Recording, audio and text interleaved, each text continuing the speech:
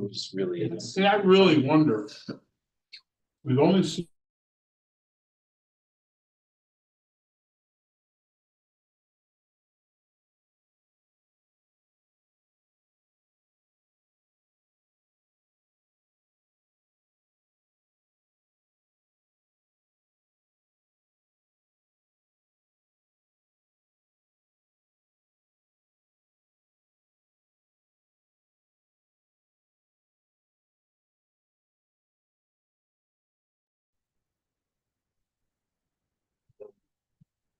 And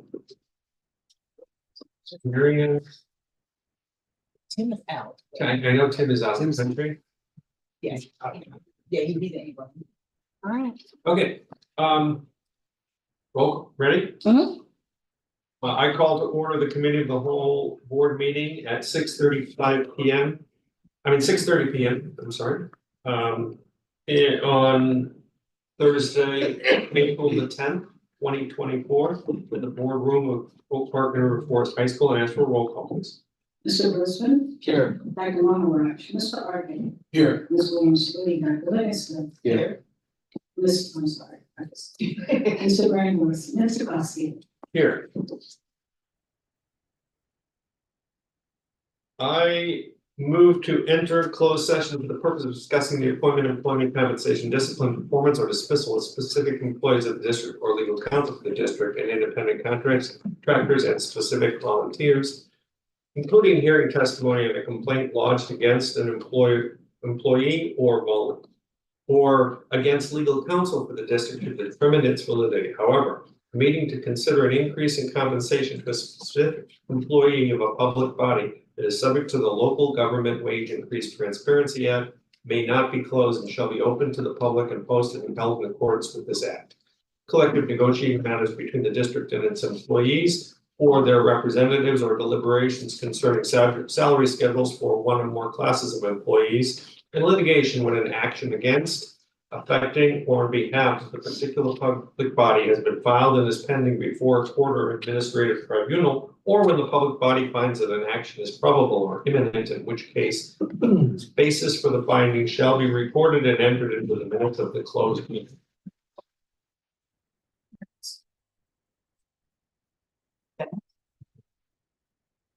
And the roll call, please. Dr. Maharaj. Here. Mr. Arkin, Here. Ms. Williams, Lee. Yes. Yes, this is a yes. Yes. Mr. Grossman, Yes. Dr. Livingston. Mr. Costi. Yes.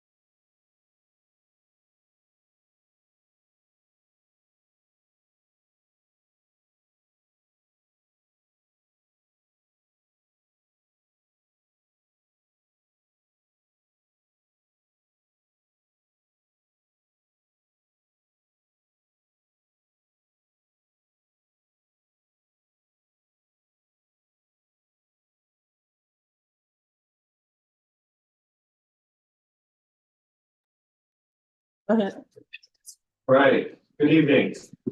We are resuming open session and will proceed with our committee of the whole agenda. Before getting into our next scheduled event, I want to take a moment. This week, the district suffered the sudden loss of Wendy Herring, the math division secretary. And so we would like to spend a moment of silence for thoughts and prayers.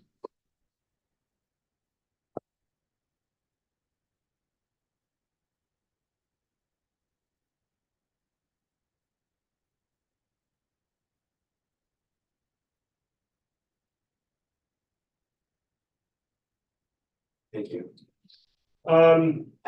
We will return. Public comment is our first topic. Lisa? We have one. We have one public comment. Okay. I asked that public comment be limited to please limit public comment concerning matters within the jurisdiction of the board to 3 minutes, and this section is not intended to be a dialogue with the board, and any response time will be up to 2 weeks. Speaker for tonight is Mr. Senator Johnson. Also, could you hit that button on the mic at the foot, at the bottom of the, make sure that light is green. This one. Yes. Yeah. Thank you. First and foremost, I want to offer my condolences to Ms. Harris' family, sudden passing. My thoughts and prayers are with her family. And good evening to you all. My name is Senator Johnson, and I'm here to address some things I need to get off my chest. I want to speak on the disturbing reality of systematic injustices at Oak Park Grove Forest High School. For far too long, the school has tolerated discrimination based on disability, age, sex, and race, workplace retaliation, creating a hostile work environment that has disproportionately affected Black women and men. This culture has also perpetuated unequal pay, with employees of color consistently undervalued and undercompensated. Furthermore, nepotism has been allowed to flourish, with certain administrators prioritizing personal relationships over fairness and equity. Administrators Laura Fiorenza, Latanya Applewhite, Roxanna Sanders, former Ed Moon, Julie Lamb, Ray Johnson, and Linda Parker have all contributed to this hostile work environment. Fiorenza in particular has been the primary perpetrator of these injustices, including promoting a hostile and retaliatory work environment, consistently demonstrating a disregard for fairness and equity. Her actions have contributed significantly to the hostile work environment that exists today. The Latanya Applewhite biases and discriminatory behavior towards Black men have been particularly detrimental, creating a systematic problem that has affected the hiring process, promotions, and overall equity and fairness within the school. Her actions have led to rigged interviews and predictable outcomes, resulting in legal practices that have harmed men. Equally concerning the role of Roxanna Sanders, the HR head who has consistently signed off on these injustices, allowing them to persist unchecked. Her failure to address these issues have enabled perpetuation of systematic injustices. Former Administrator Julie Lamb also bears responsibility for these injustices, as her inaction and lack of leadership and workplace retaliation has allowed these issues to fester. I have notified the school board, compromising of board president Tom Kowski, vice president Fred Arkin, secretary Tim Brandhorst, and members Graham Brisbane and Dr. Jonathan Livingston. Time, please. Thank you. What? It's, Finish the sentence. How much more do you have? I urge the community to join me in demanding immediate action to address these issues, ensure a safe and inclusive work environment, and provide justice for those who have been affected and suffered.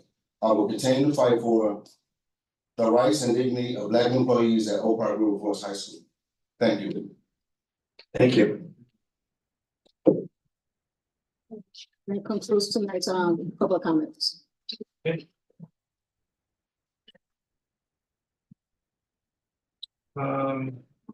We will now, we're gonna do a little bit of schedule realignment, just because of some conflicts that exist with some who are here, just so there are gonna be two that we're gonna bump up as follows. The finance section 6B stipend committee recommendation, we're gonna put at the top of the deck.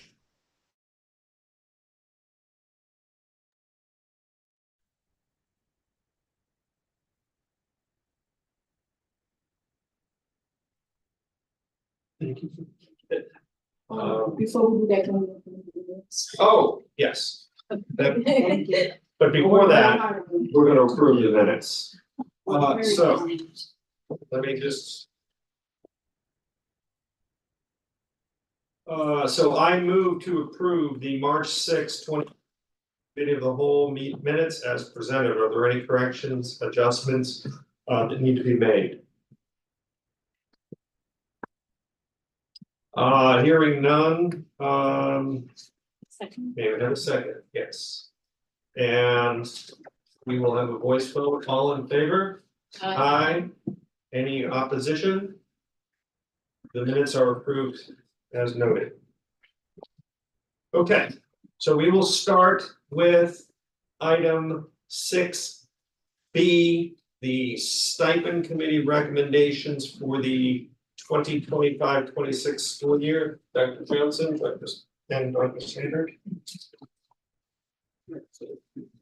While the team is coming together here, this is an annual item that we bring to the board in anticipation of next year's clubs and activities. These are annual adjustments that are come to as a result of a process defined in our time now. And I'll turn it over to Dr. Sanders here to give an introduction to Dr. Sanders. It's on. Thank you, Dr. Johnson. I will just do a quick introduction. So in front of you, you have the three members of the stipend committee from administration. The stipend committee consists of the equal representation of administration and faculty. And a few years ago, the committee did a lot of work to put together the matrix for determining levels of stipends and activities and aesthetics. And so each year, Angie sends out forms for club sponsors and for coaches to request changes in stipend, and we also analyze like any emerging needs. Sometimes last year we had flag football added to our IHSA, and then based on that information, the committee reviews each request and uses the matrix to determine whether this is a legitimate request and whether we can bring it forward as recommendations. And with that, I will pass it to Angie first. Nicole. Okay, so from athletics, it is our recommendation for the following stipends. So boys volleyball, we are asking for a 0.5 level 3 stipend for next school year.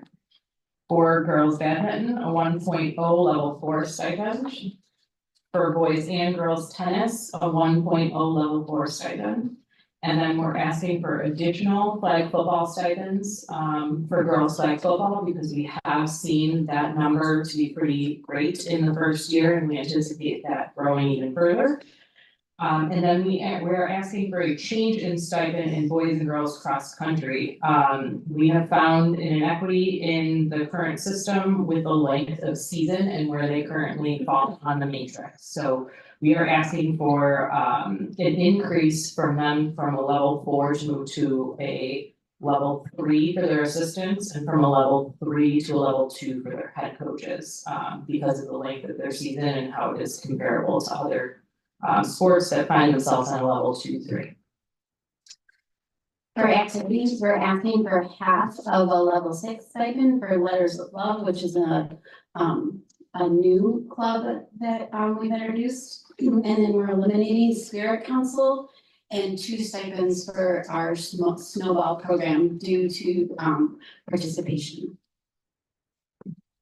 And then in the memo, the total financial impact was provided with a breakdown of what the increase is for us, athletic stipends and clubs, what is the increase for stipend allocation adjustments and what the decrease is for club reduction, but the net impact is an increase of $35,327.03.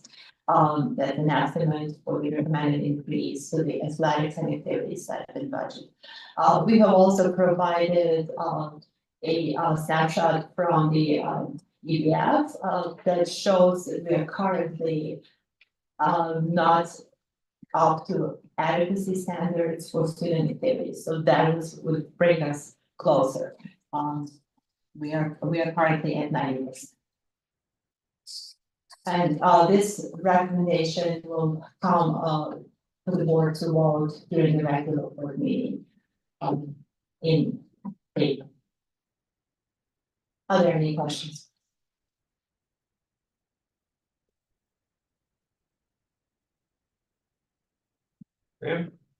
Just a couple of things, to reaffirm, what a teacher gets paid for a stipend, that's determined in the CBA, correct? All you're playing with here are numbers of stipends. Absolutely. Okay.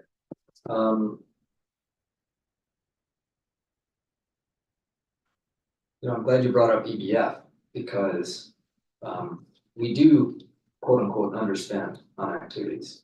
And your memo says there's an increase in our stipend budget of $35,000.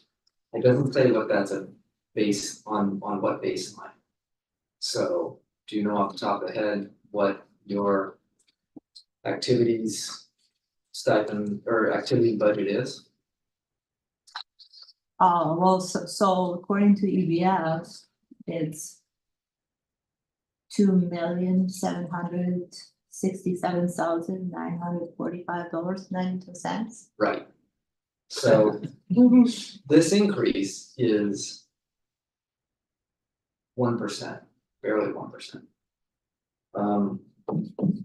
I would just say then philosophically that obviously we have to live within the means of our budgets, but I, as one board member, strongly support clubs and activities on a couple of issues. One is, I think, one of the great things about our high school is that there are so many different activities kids can get into and kind of find their tribe. And I think that's one of the great things about our school. And also, I think about the teachers who raise their hand to be coaches and leaders of these clubs. No teacher is getting rich running these clubs. I mean, a lot of times these are interests of passion. They really care about certain kids and what they do and so forth. So I just feel like this is one of our great strengths of this school, and I'll be very open to further expansion of our clubs, activities, sports programs, so every kid can find, their home and their safe place outside of just academics. I don't want to speak for our directors, but we do have a process in place for somebody to propose a club. And then we run it as a pilot just to make sure that there is consistent attendance and interest on part of students. And oftentimes we have, correct me if I'm wrong, we No, have yeah. students who would approach the faculty members and Yes. we're interested in signing this class. Yes, I have piles of students interested in clubs and starting new clubs. And it's a matter of making sure that we have enough participants and sustainability. So they have a fourth semester requirement to pilot the club without a stipend. And then during that fourth semester, they can request the stipend as long as they've met the threshold for participation and sustaining that participation. So, yeah, we have some new ones on my desk now. And then for athletics, I know we have some requests for additional stipends, which we cannot bring to the board now just because of space considerations due to construction. So that is just stable. It's not like we're not moving forward at all, but in due time.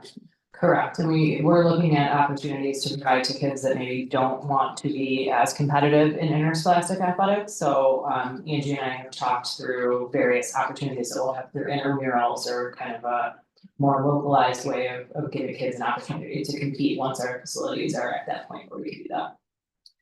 One more issue that, and then I'll be done, it shows up at the bottom of your report. Pre-pandemic, you had Black kids participating in clubs and activities at about 73% rate. And now, most recent year, it's down 20 percentage points, 53%. Have you looked into that? Why that might be? Because the rest of the demographic breakdown shows roughly the same kind of recovery of participation post-pandemic. Yeah, we are kind of following that trend data and we're seeing some decreases in certain activities, namely activities that by and large have a very certain demographic that are participating before they get to high school. So something that we're looking at with some of our tennis, our golf, our opportunities that otherwise don't necessarily serve all of our demographics. We're looking at ways to try and partner with both the park district, PE programs within the feeder schools, et cetera, to give a variety of more opportunities before they get to us so that they can participate and they're well versed and able to be a part of a variety of programs. Well, just a follow up to that question, because I had the same similar question, Graham, because there's such a big drop off between 22, 23 and 23, 24. I know we don't have this year's yet. Would, you know, there any particular like people group or like any particular issues that led to that drop off being so sharp? I'm not certain. Right? Yeah, I mean, I'm, that's the thing that stuck out to me as well. And I oh, I'm sorry. Yeah, that's the same issue that stuck out to me as well, because we had strong growth prior to the pandemic. Of all of our demographic groups in participation.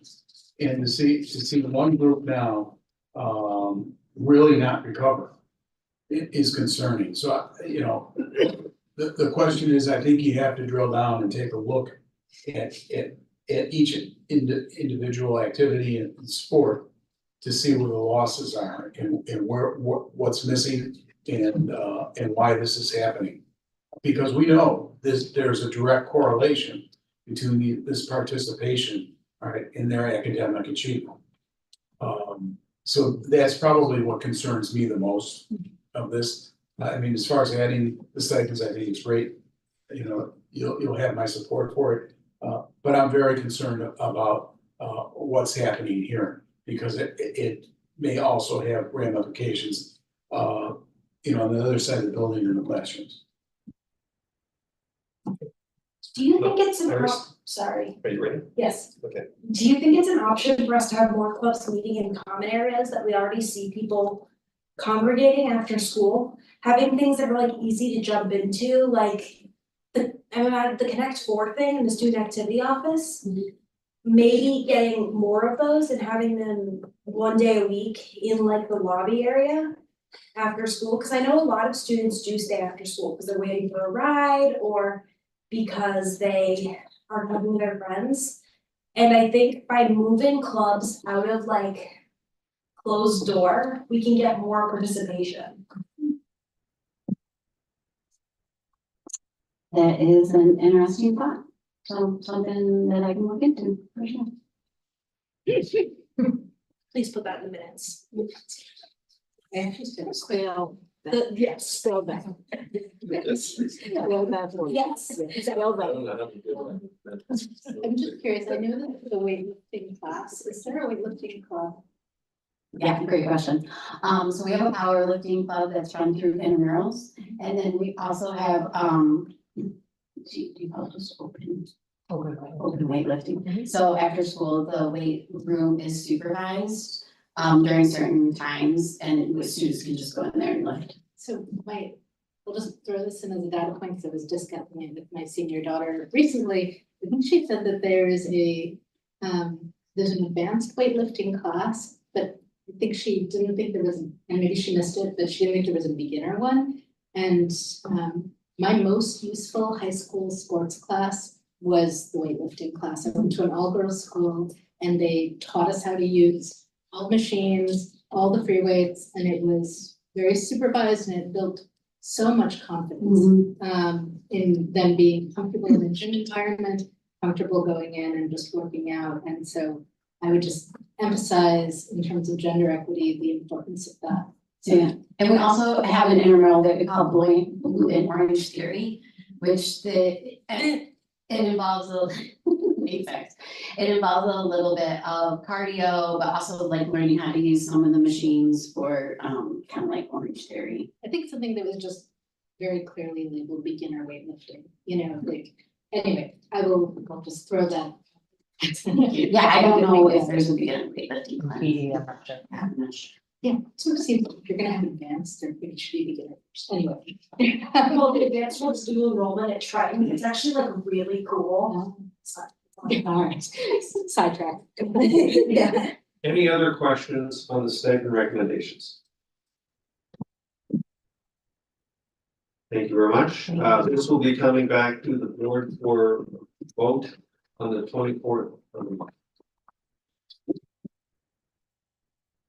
And we're gonna jump now to section 7A under policy, naming recognition. Okay, so we're excited to bring to the board here for discussion the second flight, in this case, of naming recognition opportunities from the Imagine Foundation. If the board is interested in kind of the context surrounding the naming recognitions, you'll see that in historical background. There is a specific agreement that we've come to with the Imagine Foundation that lays out the specific ways in which certain charitable donations can be linked to naming recognition opportunities. The first one, as the board might recall, came to the board earlier this school year in October for the weight room that'll be in the new Project 2 facility a little over a year from now. This time, we're bringing 3 new spaces together that are also be part of Project 2 for a total of $200,000 in donations. It is a new science lab in honor of Rachel Gamble Smiley. It is a name recognition for the yoga meditation classroom in honor of the Saddleton family. And additionally, it is the green room in honor of Elizabeth McGuire. All of these opportunities have been vetted in a twofold process. First, in order for them to come to the school district in their own right, the Imagine Foundation does an initial vetting period where they get the recognition in, and then they do research about the family and the name associated with the recognition to make sure that it is something that they want to put in. And then we in the district put together an ad hoc committee comprised of faculty who are affiliated with the spaces in question and administrators who do their own research to make sure that this is something that we want to stand behind. And we're really happy to say that all 3 of these recognitions are ones that we enthusiastically support. And so they are here for the board's consideration. This is in alignment, of course, with priority 4, but the policy I referenced earlier was 880 gifts to the district as well.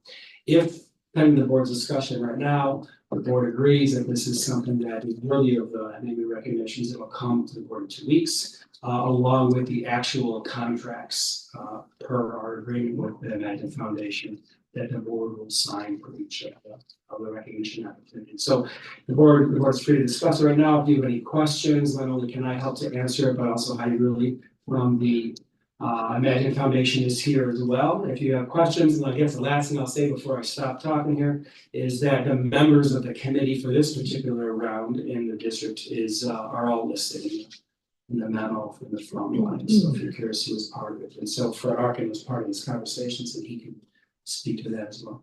All right, so with that, I'll open it up. Do any board members have questions regarding this? So the last time this came up, Brother Fred here provided an eloquent history of a certain coach after which we named part of the building, and it was clear that was somebody who had a profound impact on kids in our community. Yeah. So who is Rachel Smiley? Who are the Saddletons? And who is Elizabeth McGuire? Are these people who similarly have had some kind of a profound impact? Or is this just, I got the money, so now you're gonna name it after me? These are in different categories than the last one, for sure. We had actually a discussion in the district about kind of these criteria, of course, but we have nothing in our relationship that says it has to be exactly like the situation we had before with the great room. But do you want to speak to it as well? Yeah, exactly that. As these naming recognitions come up, they're all going to differ pretty greatly. Some hopefully will be after well-loved coaches or teachers at OPRF. Sometimes they're going to be after people who are here as students. And sometimes they're just going to be after families who were able to contribute a certain amount that's equitable to that naming recognition. If you'd like, I could give you a very brief synopsis on the ones that we have for today. That would be good. I'd appreciate that. Yeah, so Rachel Gambus Smiley was the class of, I think, 2011 graduate. She unfortunately passed away while she was in college in a tragic accident. And her parents, and she had 2 sisters as well who went here. And her parents, Mark and Sally Smiley, are community members and very philanthropic, and they want to be able to honor her. And she really loves science, so they want to name a new science lab after her. The Saddleton family, actually, I need to get you a little more information about them if you like, but I know they're very interested in health and well-being. So they like the idea of naming the yoga meditation room. That's something that's, special to them. And Elizabeth McGuire was a student as well, forgetting off the top of my head, for your graduation, but she was actively involved in theater. And so her grandparents, Paul and Leah Beckwith, are the donors and honoring their granddaughter with the green room. I just had a question about what does the vetting process look like, or the background research into the individuals being on? How extensive and exhaustive is that, just out of curiosity, just to God forbid avoid a black eye associated with them? Absolutely, and as Greg had mentioned, we want to make sure that we feel comfortable putting our name behind it as well. The staff actually does research into, if we don't already have a lot of information for the 2 students, we already had a lot of information for them. We knew what they had studied, we knew what their experience was. We knew, obviously, Rachel's no longer with us, but Elizabeth is still, where she works and is a good member of her community. And then the Saddleton family, well, not even just for them, for any family really, where there's not a specific person, we dive into records, we look at, I'm blanking on the name of the website, but to see if there's any lawsuits pending or otherwise, to see if there's any, salacious news or anything like that. Fortunately, so far, we have not run across anything, but we want to make sure that just in case there's something out there, but then we pass it on to the ad hoc committee to do further research. So we won't put anything forward that we don't feel confident that is a good name or a good family. Any other questions? I appreciate the background on this, because I think it's kind of important and kind of matters. It's a tragic but beautiful story about Rachel Smiley, having her name on the building. I mean, all of us might handle this in a different way. I mean, perhaps if one of my peers was to make a donation, they might choose to name it after somebody who, in one of your examples, had a profound impact upon science. You know, the difference between, you know, if my colleague Jonathan were to have donated a bunch of money to District 97, naming Julian Middle School, Livingston Middle School, Julian Middle School. We want to honor the person who was, you know, truly impactful in society. And Jonathan, in that case, would have, you know, the knowledge that he had helped facilitate that, but in perpetuity is recognizing somebody. So I think that's my sensitivity around this. You know, there's buildings that have the Zuckerberg name on them, and some might argue that's somebody who unleashed a cancer on humanity. Some people might perceive that, and I also worry about the idolatry of wealth when donations are made and, you know, hooray, I gave you the money and, you know, you're gonna honor me as the donor. So that's why I'm sensitive to this, which then ties to one of the addendums to this item, which was a February 2023 memo from a board meeting prior to me being on this board. And it talks about establishing the distinctions around how that location is named. So is it a plaque? Yoga meditation classroom, thanks to the generous donation of the Saddleton family? Is it Saddleton Yoga and Meditation Center across, you know? What is it in each one of these cases? I'd have to look into that. Just, you know, the contracts that we put forward, that, you know, the official contracts, just so you know, does have the preference for the naming. So for instance, with Elizabeth McGuire, it's recognizing the family and her parents as well as her. You know, I'm not familiar with how like the signage will be. Clearly there's gonna be some sort of printed signage that will go along with the design, you know, aesthetics for the rest of the project, but. Yeah, no, it's a good question, and it's one we had talked about internally with this one as well, and so we looked into it. So because we haven't actually had one of these spaces completed yet, right? So to do it, we don't know exactly what the sign is gonna look like, but one thing that we had came to is making sure that there's consistency throughout the building. So that when we name one space, you know, it's gonna have some rhythm to it, right? Some visual appeal that works across the building.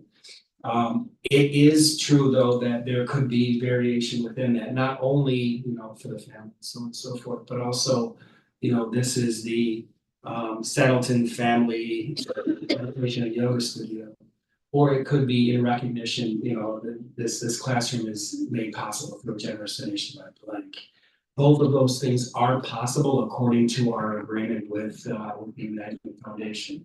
It is possible that there could be a space where something is like your hand gesture suggested, Graham. Like everything I just described would be a very similar looking recognition, plaque outside the space.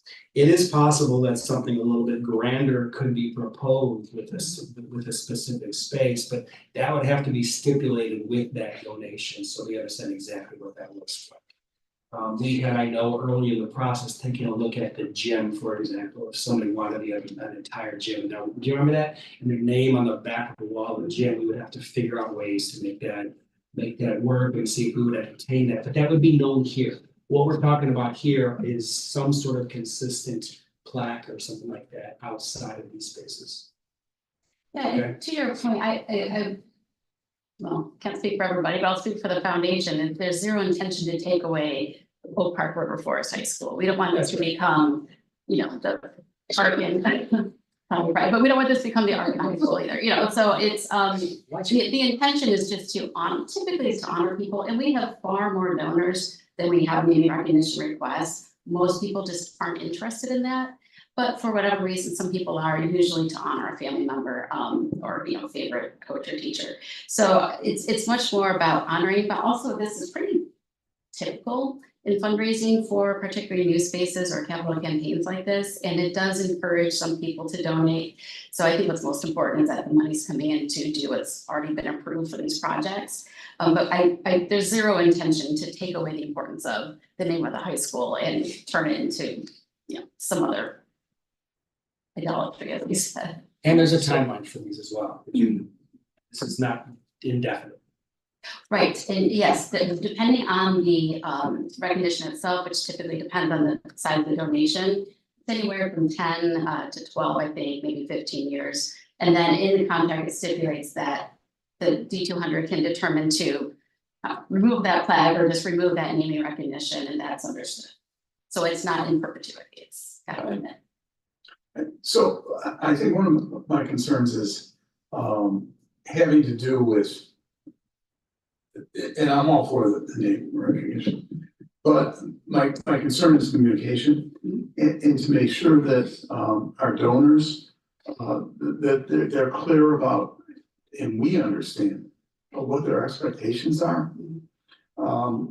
They may be expecting a big, sign over the door and end up with a little plaque on this, the side of in the hallway. So I think it's really important that in some of these, that these do get defined down to some specifics, because I hate to be in a situation where we approve and we provide it, we accept the money, and then the donor's disappointed because they didn't get the type of recognition that they thought they were gonna get. Yeah, I think that's a really good point, and I think that's something we should look into doing, possibly even per level and make it very specific, even if it's not the exact inches, but is it a plaque, is it a, name of the room? I have to help me determine what that process would be, but I think that's good to define it a little more. This is a little new for all of us, so it's helpful to hear these things, and then we can just refine the process as we go along, but I'd be more than happy to talk about it. It's a conversation we should continue. Yeah, I think to both Graham and Fred's point, so when I read through, there was a link to a memo back to 23, like the orders of 23, and it actually kind of lays out and talks about exactly this piece around the names and the signs and where it might be put for things like that. So perhaps there can be a guidance and guidelines for what's shared with donors or what's communicated about expectations for what the naming might look like. But the February 23rd memo that I think we're both talking about, it just says, could be this, could be this. There's no actual rules to the road. And I think it can be guidance for like putting together something in terms of that. I feel like that's what's kind of missing is a little more structure to the guidance, and I'm not ungrateful to everyone who's contributed something to Imagine. I'm not trying to look gift horses in the mouth.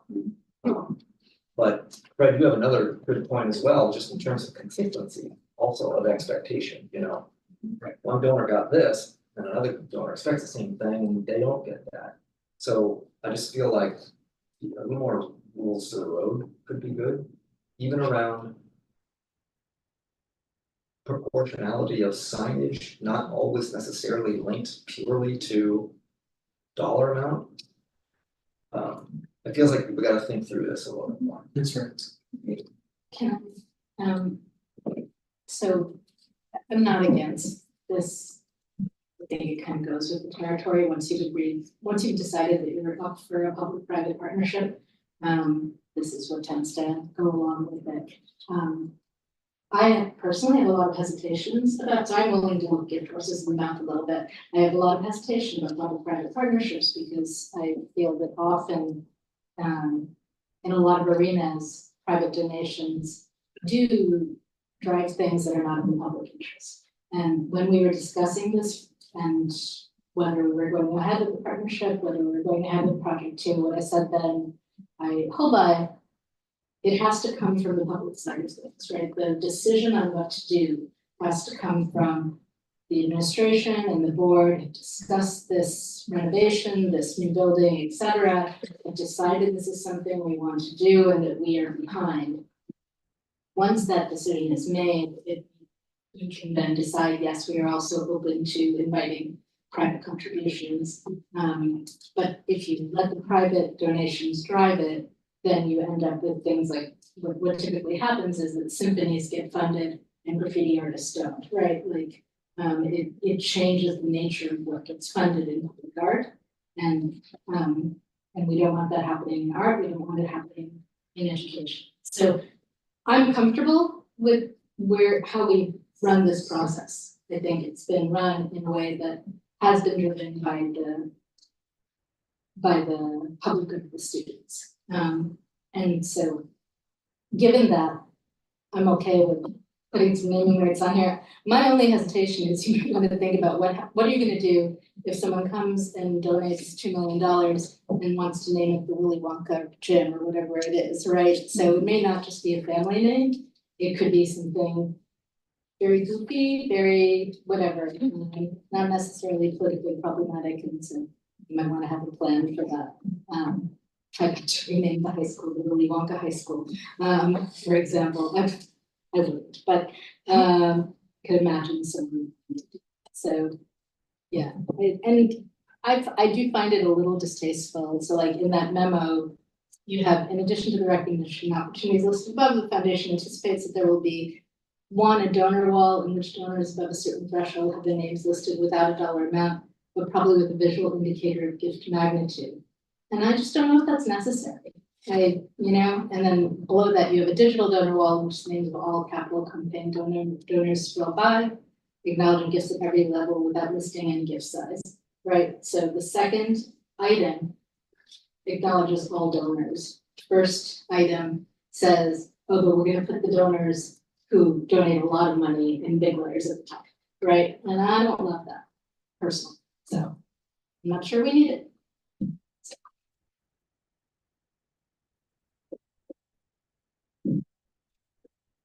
I'm getting to the specific ones here. I think the one suggestion that I think, Graham, it was a good ask, specifically, what comes to mind to me,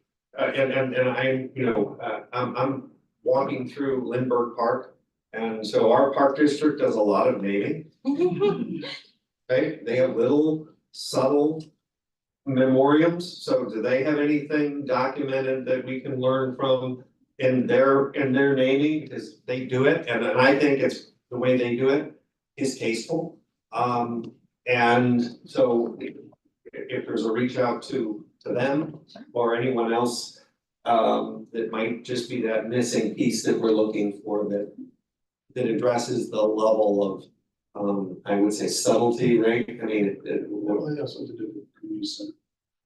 Yes. At the community center, they've got a wall. Yeah. Going along. I think it's a good idea with the park district and also to look into other public high schools that have a somewhat similar situation. So yeah, we'll do some research, and I think this is something we can resolve and present sooner than later. Okay, with that said, then we will be returning this. So I want to clarify exactly where we are then based off of this. So 2 weeks from now, we'll bring these three back for approval, understanding that it's a bit of a longer process, but I appreciate not too long for us to kind of nail down some of the particulars of the questions about exactly what the signage is, how will we guarantee that consistency, and how do we make sure that this is communicated back and forth with the donors in a way that ensures the transparency we want. Is there a reason though you can't resolve that with these three donors prior to this coming to a vote? What's the rush on this? It's a good question. This is slated to come back in 2 weeks is my initial thinking, but it doesn't have to, is yours question, right? I don't think there's necessarily a rush. It's just as they're coming up, we're presenting them, rather than holding everyone till, for a year or something like that. If the board feels more comfortable waiting until there's an agreed upon, system for this, I can get back to the donors. They know it's on the schedule to be voted on this month. But it's not, I don't believe that donations, contingent on that necessarily. And I don't think we need to string this out for 3 or 6 months. I just a little more time to have the framework and then assign this to where it fits in the framework. So that means this could come back maybe, May, June. I think that feels good to everybody. We can certainly accommodate. Or again, I hope it's not a slight at all to these donors, it's more of a, hey, let's make sure we got a good process here. So I'm assuming, Dr. Johnson, I just get back to you on that, on the process? Yeah, absolutely. Okay. We'll find some time. Will do. Okay, thank you. Great, thank you. Okay. So now we will move back and start with our instruction agenda and the instructional materials and textbooks with Dr. Fiorenda. Okay, like the stipend committee that I referenced earlier, this is an annual item that comes to help us prepare for the next school year. In this case, we are bringing forth instructional items from 3 different divisions in the school that Dr. Fiorenda will talk about in just a moment. And this is in alignment with, of course, priority 2 of our strategic plan, but also district policy 6-10. So, thank you, Rose. So we have 3, as Dr. Johnson said, 3 divisions requesting textbooks. The first one is AP Art History. AP Art History is asking for this textbook that has been provisionally approved and utilized because the digital version that is available has been causing a lot of issues, dead, unavailable times, Wi-Fi issues. And so the teacher is requesting a class set of these books to utilize in the event of technology failure. The mathematics division is requesting Math 3 textbooks. Those are in line with our advancement of the integrated math. So Math 1 and Math 2, this is now the year to buy Math 3. As you recall, they are all the same, by the same vendor so that kids can matriculate in and out with ease. And then finally, the World Language Division Spanish course is asking also to adopt textbooks that have been provisionally approved, and those textbooks support the Spanish free curriculum. That total is $134,046. That if approved, that money will come out of the 25-26 budget. Any questions? Just note that I appreciate that math still uses actual textbooks sometimes. It's been, as a parent who's trying to help their kid with math, the textbook is very useful. Absolutely.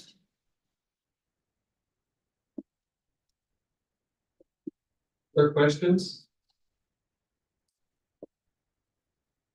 Thank you. I get to interrogate And we will be this, and again, we will be voting on this in 2 weeks, just to Correct. to connect the dots, folks. So our next order of business is the behavior education plan revisions. Yeah, that's right. So here to present that item are 2 folks, our principal, Linda Parker, and assistant principal operations, David Lorraine. This too is a yearly item that we prepare the following school year. Last school year, the board may recall that we did not have any change to our behavior education plan. This year, we have a few changes for a few different reasons that you'll hear about in a moment here. But this enables us to prepare our plan and our student handbook for next school year in alignment with priority 2 of our strategic plan and board policy 719 7230. So I'll turn it over to Ms. Parker. Thank you. Good evening, everyone. Just a reminder that before this information comes to the board, it first stops at our cultural climate and behavior committee. And in the month of March, this is what we did, was to go over the suggested changes for the BEP.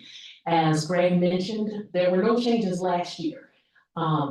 And that was because we didn't have, Dave was new in the position and we didn't have any significant changes to be made last year. So last year we just pushed the same BEP forward that we had been using the year before. This year we're coming with the suggestions that you've seen here. And I really want to give a shout out to CCB because for our entire year this year. We did more of a deep dive into some of the situations and incidents that can happen at the school. They were hypothetical in nature, but they had a chance to see what deans have to confront in terms of the work of using the BEP, as well as how to infuse restorative practice and justice into those decisions. So a huge shout out to them, and that helped them when we got to this month of March to look at these, to really be critical about what we're saying when we talk about the levels at which a incident comes in and how we're addressing that as a school in general. I'm going to turn it over to David now so that we can talk about just our goals and then some of the things we looked at in specific. So just really quickly, the main reason for this, as Linda said, we're really happy with the work of the committee and looking at how the BEP is implemented to further our restorative justice practices. At the same time, the deans are the ones that have to use this. And they have reported over the course of the year that there are just some situations that have come up that do not fit into the grid as needed. So we're trying to improve the precision of the grid in some minor ways, which in turn would help us report out on what's actually going on with student discipline and restorative justice in the school to you as board, and then in turn inform their practice. So these are the goals. I'm not going to read them out to you, but mainly they're about precision in our data report about situations that occurred that just were not reflected in the grid. So I won't go through them one by one. I don't. They passed through CCB. Some were recommended changes, as you can see, in terms of what language finally made it into this proposal, but that is reflected with the strike through fonts as well. So again, it came down to mostly precision and language. We did also include in here some changes to the appendix, which were mostly minor. There was some language for one reason or another, outlining participation in fraternities and sororities as not allowed in the school, and we did not think that that was appropriate. So that was in a number of places, so we want to remove that. Just verifying in terms of any time that a search is necessary of students' possessions, that an admin must be present. Prior language kind of implied that an admin wasn't necessary. And finally, there was an entire section in there outlining some very specific student behaviors that were prohibited, and we found that they were all reflected in the grid itself, so there was really no need to have a separate section of misconduct in the appendix. So we wanted to remove that so that the behavior grid itself is what is focused on. So take any comments or questions that you may I have. have a question. Maybe it'd be useful for us to get a refresher on the levels. We've got each one of the levels and maybe a reminder of what they are. Sure.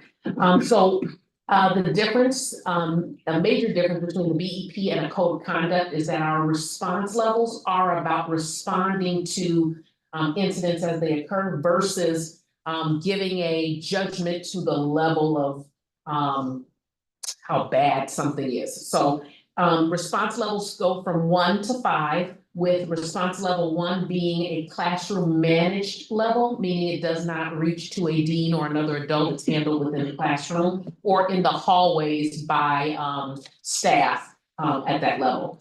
Response level 2 is an administrative facilitated restorative response, and it may also include up to 1 day of in-school reflection. A level 3 is as well administrative facilitated restorative response, but could result as well to between 1 to 3 days of in-school reflection. A response level 4, again with the restorative response, and may result in 1 to 3 days of out-of-school suspension. And then a level 5 is intensive administrative intervention, may result in 4 or more days of out-of-school suspension and or a recommendation for expulsion.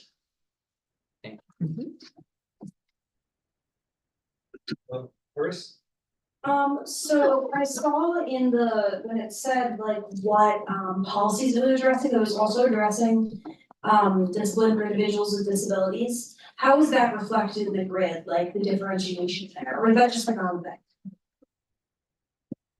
Sorry, that was a weird question. So that is reflected more in the way that the dean may respond. So when a student has an identified disability, often known as visual education plan, they would make sure to refer to that plan to ensure that they are not punishing a student for behavior that is manifestation based.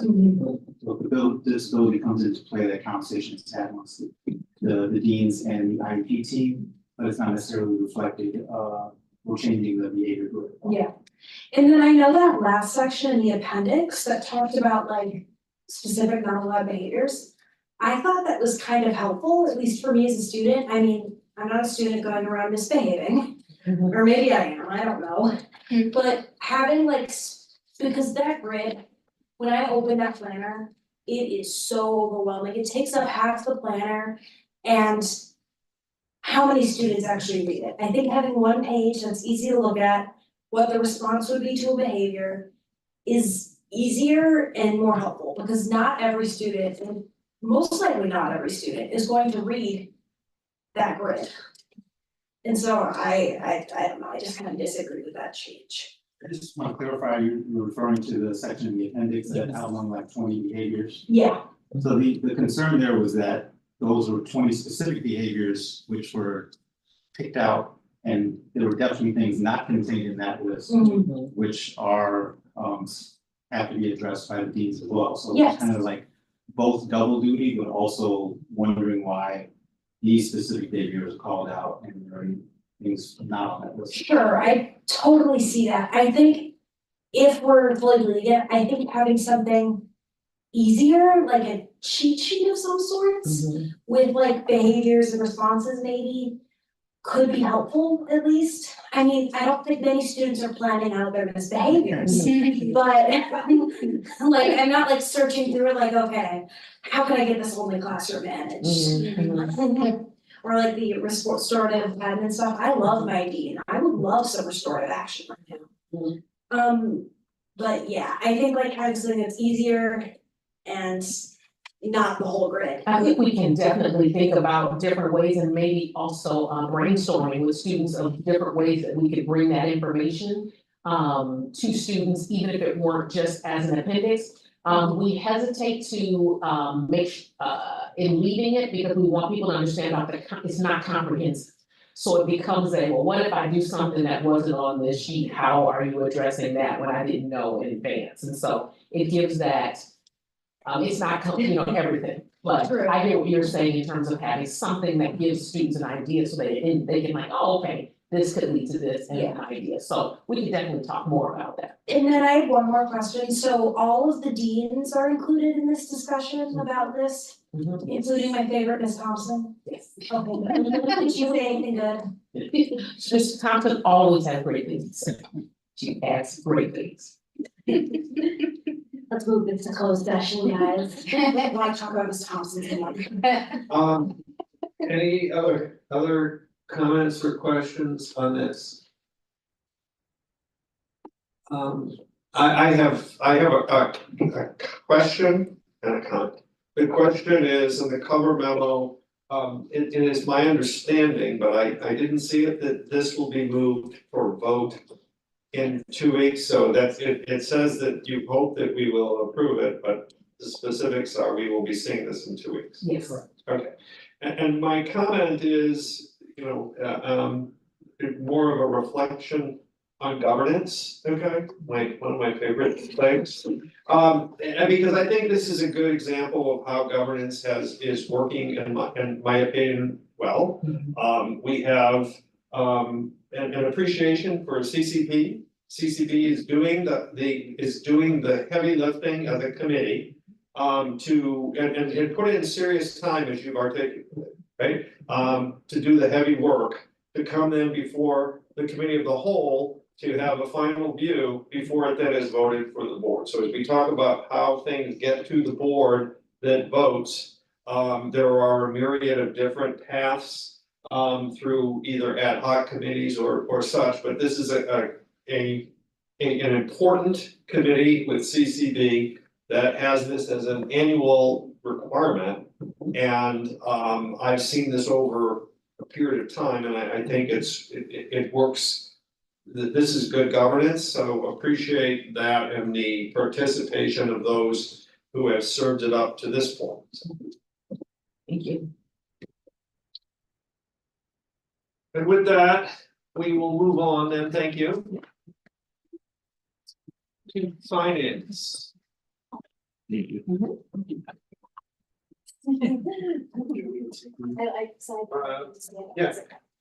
Okay, next up is the proposed board budget for next school year. Tony Arbogast and I don't know if Brian Nimoff is online or not, actually. I know he's not used to be.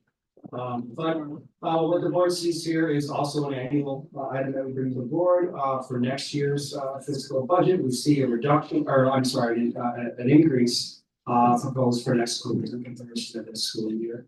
And as always, this is in line with priority 4 of our operations, facilities and finance, part of the strategic plan, facilities and finance, goal 4 for the board, and also, of course, board policy 410 fiscal. So Tony, I'll turn it over to you if you want to introduce it briefly, and then we'll open it up for any discussion. Sure. I'll just preempt this by also saying that 2 weeks from now, it's approval pending any changes. Just for clarification, this is only for the budget pertaining to the Board of Education. It's not the full district budget.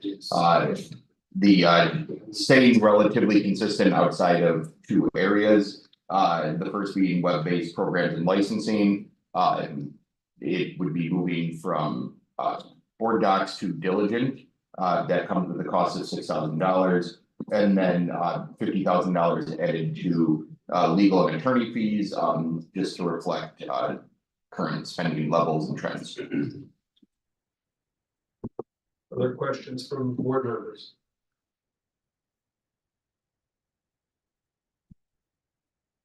We have a travel item here. I'm just curious if we've ever used that. There's 4,300 in a budget item that we ever using. I think it's been. I don't know if school board has, library board has used it for libraries, for trustees to go to ALA to the conference, so. And I think at one point like Fred has gone as a rec for us down to Springfield. I don't know whether you ever seen it. Or To Chicago. Just to Chicago for the tri board convention, but the board pays for the admission. The school pays for admission. I guess I would have a couple of people submitted it. Yeah, sorry, I thought it was Springfield, so yeah. Or maybe another way to ask you is how often, what do our actuals look like against our budget each year? I know what's happened with legal fees, but we actually making use of all this budget? It varies from year to year. I'm sure we might. Was usually used to pay for any board member that wants to attend July. Yeah. We could get that. Yeah, I think it's a reasonable ask to get the actual, because usually there's a lot of these buckets that might, and they might be sporadic, they're relatively smaller in dollars. I haven't been to July. I did go to ALA and when it was in Chicago, so I didn't use the travel budget, but I found it super useful and interesting attending ALA as a library trustee. Like they had a specific session for trustees and just the sort of conversations with other trustees from less well-resourced districts was very enlightening. So I'd recommend. Didn't do it on the school, but recommend considering attending July. And we can pull actual spending for the last couple of years, and pull it together for the board. I thought I had a related question for the so MyGov is funded with contributions from all the relevant put in place, right? Like, there's a small budget. I don't know, but I think mostly has not been spent, which I think has actually been unfortunate because it means things get not done as well as I think they could be done if we actually spent the money on staffing and so on. And so I don't know where that fits the IGO contribution. I don't know where that comes. Like, is that part of the board budget? Is that part of I'd have to double check specifically iGov. I'd have to go in and look at the individual contribution, but most likely that is coming out of the dues and fees line in the budget. Any other questions, Brett? Okay, so I have a couple questions. First on the change to diligent from board docs. We have just become semi-proficient in board docs. It's taken me about 4 years. Yeah. But what can you explain the change and why we need to move? So Diligent is the actual company that owns board docs. They are removing board docs completely and going to community, which is the reason for the change. Oh, okay. So they're forcing us to pay them an additional Yes, sir. $6,000 a year. In addition, But you wanna do it? well, if we're on the same page here, one of the additional benefits that will come with this transition is that if a community member wanted to go in and look at the agenda, they would be able to stream right through the website instead of being redirected to the district streaming. So it kind of consolidates it. And then we're investigating still, so I can't say for certain, but it may allow us then to save some money in other areas like the Zoom that need less licensing. If anybody's interested, in the community or the audience or the board members, and get a kind of a quick look at what it looks like right now. District 97 is has switched over from a different platform all the way to Diligent not too long ago. So you can log in and just see what it looks like. But we are looking at this within the next month plus, certainly by the June meeting. Here we go. Thanks. So I want to make sure you guys will keep training before we go to the engineering. And then, of course, I'd like to, speak a little bit more in depth about legal fees. And to see where, this is a pretty significant increase. Where in our legal fee structure, what are they going to? And why do we need such a large increase? It's less to do with the structure. It's not as if Frantic is putting a 20% increase on the fees. It's more reflective of the need to involve our various attorneys, whether it be Frantic or Rupp and Schwartz, in matters that intervene for the district in cases that would be separate from our insurance. So are we seeing more certain cases or what's driving, what's the basic drive for the increase? Over the past 2 school years, actually, we have overshot the budget that we've had for this by some amount. And so we are looking, and we didn't make a substantive change last school year, but we are looking to kind of course correct. The amount that we're recommending here is something that has been more than a year in coming, basically, because of increases in miscellaneous legal fees that aren't immediately quantifiable with existing categories, such as insurance or negotiating, other such things.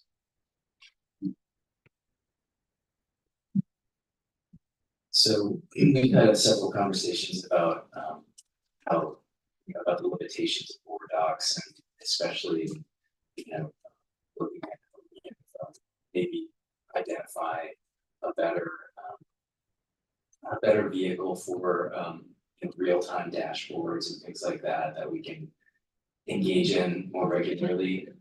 I feel like we haven't finished that conversation, so I would like to see, I would propose a larger cushion in the web-based programs and licenses. I would like to have a budget to accommodate that once we make that decision, if we do make that decision to go with something Monday-like or whatever it might be, that we decide to huddle around. I'd like to see that, and then I also just wanted some clarity on obviously the professional development training services is when we have consultants.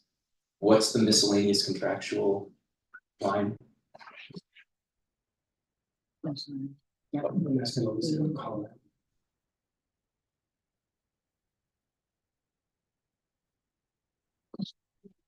I got it. You got it? No, I'll toss it back. 1 minute. But regarding the first point, I would like, I think it would make sense to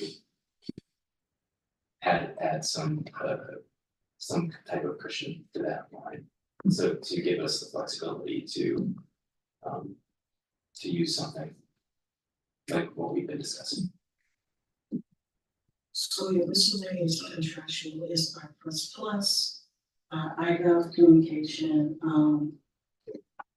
board communications and stuff like that, so that's what's in this contract.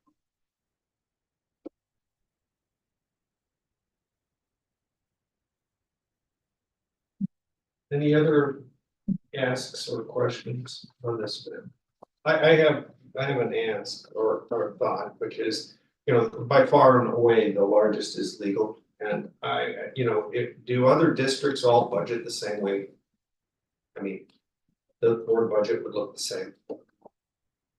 Very similarly, yes. I'm just curious, my question is, are we as a district in any position that is, any more challenged by legal activity than others, or is this just the way life is? So, pure district kind of assessment. I don't know how really available that data is, but Yeah. I say that just in general in businesses, you see more litigation, right? Yeah, I mean, Higher legal fees. Yeah, I kind of get that, so. Historically speaking, what I've seen is that the legal fees line would pretty consistently be your highest spend in the board portion of the budget, yes. Any other questions or asks related to this? I guess my only question, I'm just gonna come back to Jonathan, your question, because the question is from a timing standpoint, right? Do you budget and is something within a period of time where, if we don't know the dollars, do you just put a cushion in them? Do you just leave it out? And then if it comes in that time, do it? I don't know, it's a question of just chronology, right? If it's good to have the money there, but if you don't know what the money is, you're kind of just throwing a dart at the wall, right? Yeah, but it is a discussion we've been having for over a year now, and it would be nice to have the funds on hand to make a decision. Should we come to it? Should we identify something?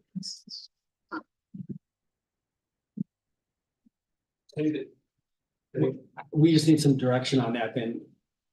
As an admin team to figure out what we're gonna do with that line item. I think some consensus on the board, like, hey, yeah, let's make some change there, would be healthy for us. Otherwise, we, would be shooting wide a little bit. So is that something the board would like us to shift and maybe we could talk offline, maybe and figure out how much we'd be talking to. Without knowing what it would look like and what the expense would be, it's hard to. Well, I think that would make sense just to have that conversation. All right, good. Okay, thank you very much. Our next item Justin's. is the yearbooks. All right, Tony's here for this one as well.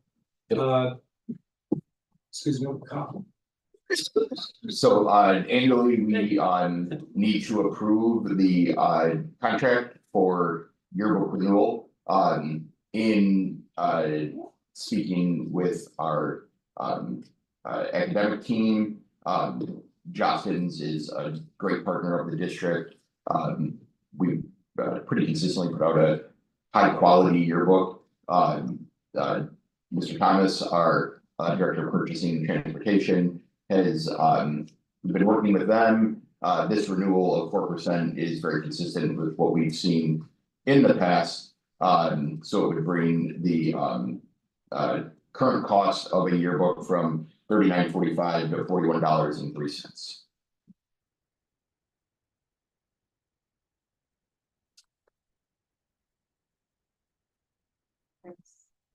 Is that like in line with other schools' yearbook costs? This is a line that I think could vary greatly, because yearbook is one that you pay for the quality that you get. So I have seen yearbooks for some schools stay in the lower 30s. But I will say, having looked and compared if I was to compare that yearbook versus what we have, it's a higher quality yearbook that we have.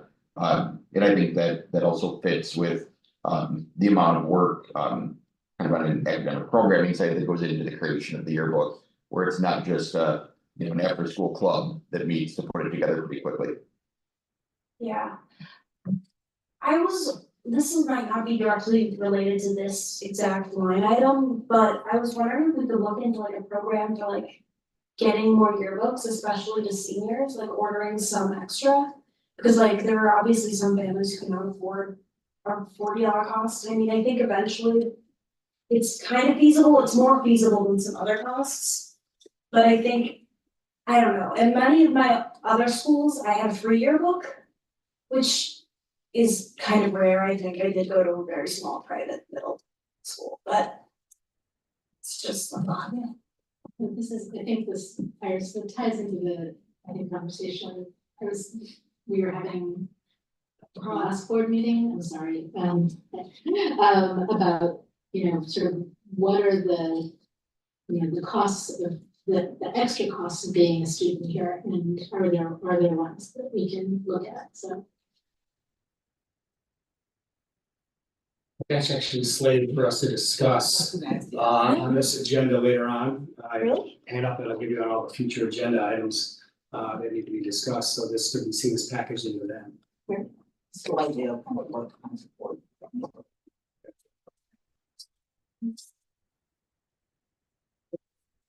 And I think that concludes that topic, and we'll move to our final finance topic.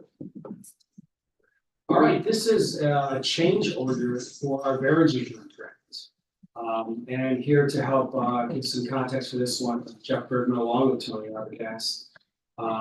This is an increase in what we originally slotted for the field turf replacement on the football field, on the multi-purpose field there. $56,000. I'll turn it over to Tony to give it. Sure. This is a proposal that I think some change orders come down, say, from a construction company of you need to change in order to do this. This is one that, as we were looking at the design of our future field when the turf is delivered, the contract is written with a standard infill, but consistent to what was put on the new track and field turf.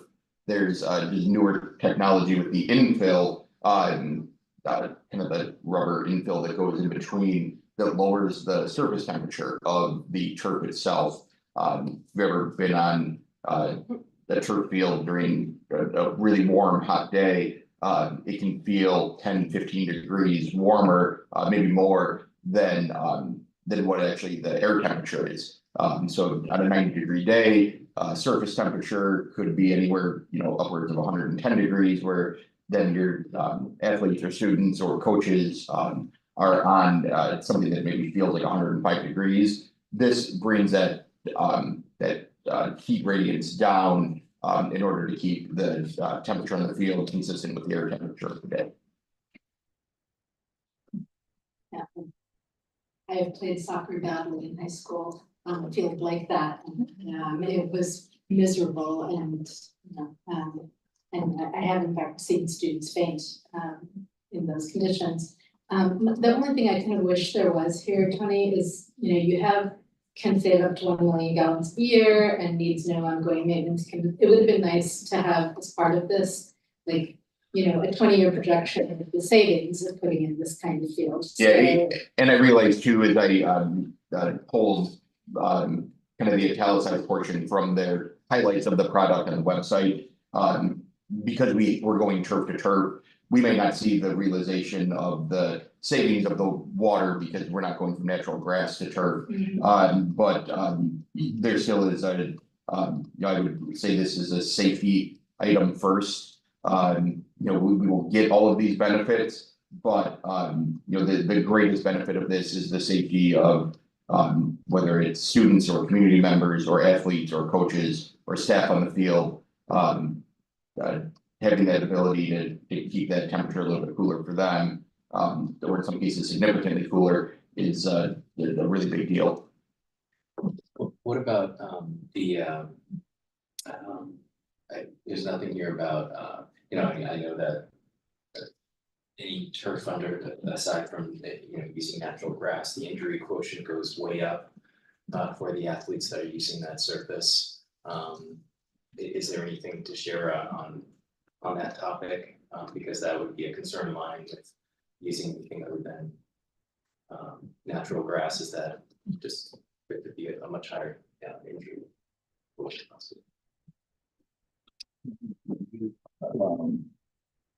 If I'm understanding the question, if you're comparing from natural grass to the turf, I think there are some issues that are in the limelight, so to speak. But as far as us switching from the grain that's in the turf that was in the turf before to the pool plates of grain, we don't know of anything that's out there that says that there's more injuries or less injuries. Yeah, it's the best comparison I can make is the turf will remain kind of what the turf is, and you go to field turf, you'll see there they'll promote the physical turf itself as the safety benefits that it has, but this would be kind of an upgrade to the infill within the turf, and not the turf itself, that brings the added safety. I have a question.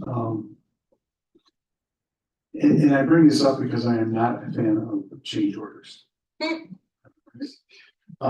So my concern is not about the bill. I've coached and played on turf. I understand the temperature issue. My concern is why this is coming to us now and was not a part of the original specs. If it's something that was already, it was a technology that was available at the time that we signed the contract. Why wasn't it presented to us then? Because we have it on the turf on the track field, right? So and that's this is really concerning of me is to bring it anything like this, that could have been decided, at the initial approval of the contract, and then to bring it to us after the fact. It just it sits badly with me.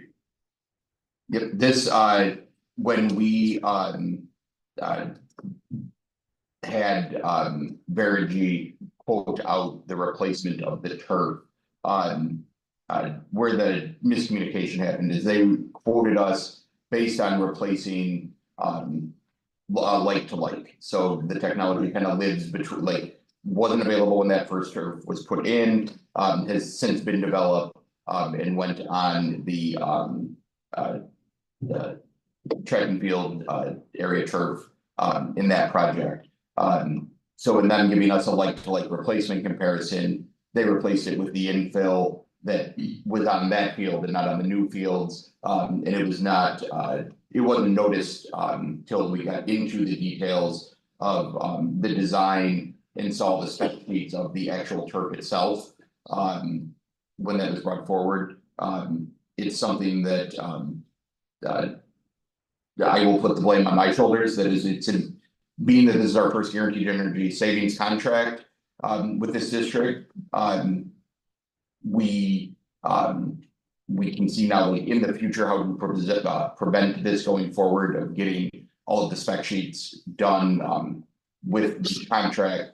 And not just the contractor information and budget dollars. But yes, it was an oversight. They could have easily have given us this option, you know, when they originally gave us the contract to approve that, you know, here's this technology, which is different than what you're getting, and it's gonna be an additional $56,000. It just is why I really don't like doing business this way and having change orders for things that we could have and should have known about before we signed the contract. To be clear though, I'm back on you completely. This is, I just want to be clear on this, one way you phrase that, you know, they could have given to us. Yes, they could have, if we had asked for it.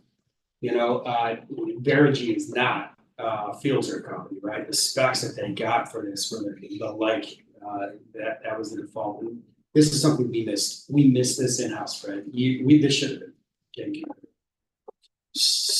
To add to that, there's a process, and Tony's alluding to it. There's a submittal process on the product that you're gonna get. So the contract was already signed at that point, and now we're going through the submittal. What's the field gonna look like?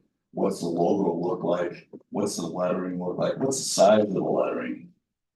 At that time, during the submittal process, the subject of the cool plate came up, which wasn't available back when we did the field 8 years ago. This is something that's a new product that came out. We do have it on all of our other fields. And at that time, Nicole was very, she absolutely thought that was a good thing that we had that put in. So that's kind of the process of how. Yeah, I don't disagree with that. That's how, I know, but I'm just saying that's how it came up. That's what we found during that submittal process.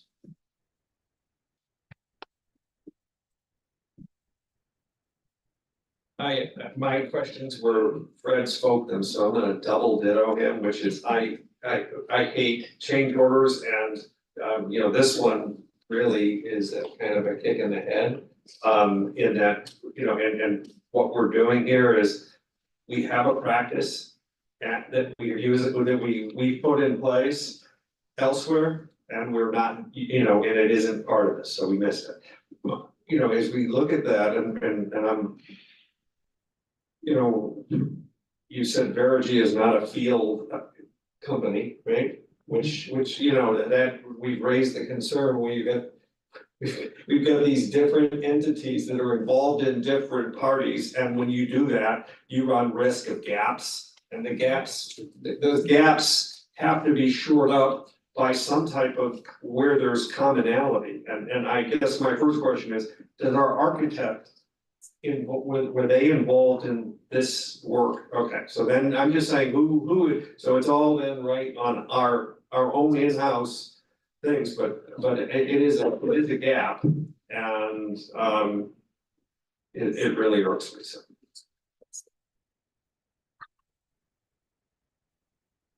Questions? Okay, this is gonna come before us in 2 weeks? 2 weeks. For vote, correct.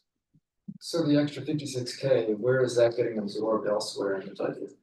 That would be budgeted in our construction budget next year as we work to finalize that with our and you'd see it next in the tentative budget when it gets brought forward.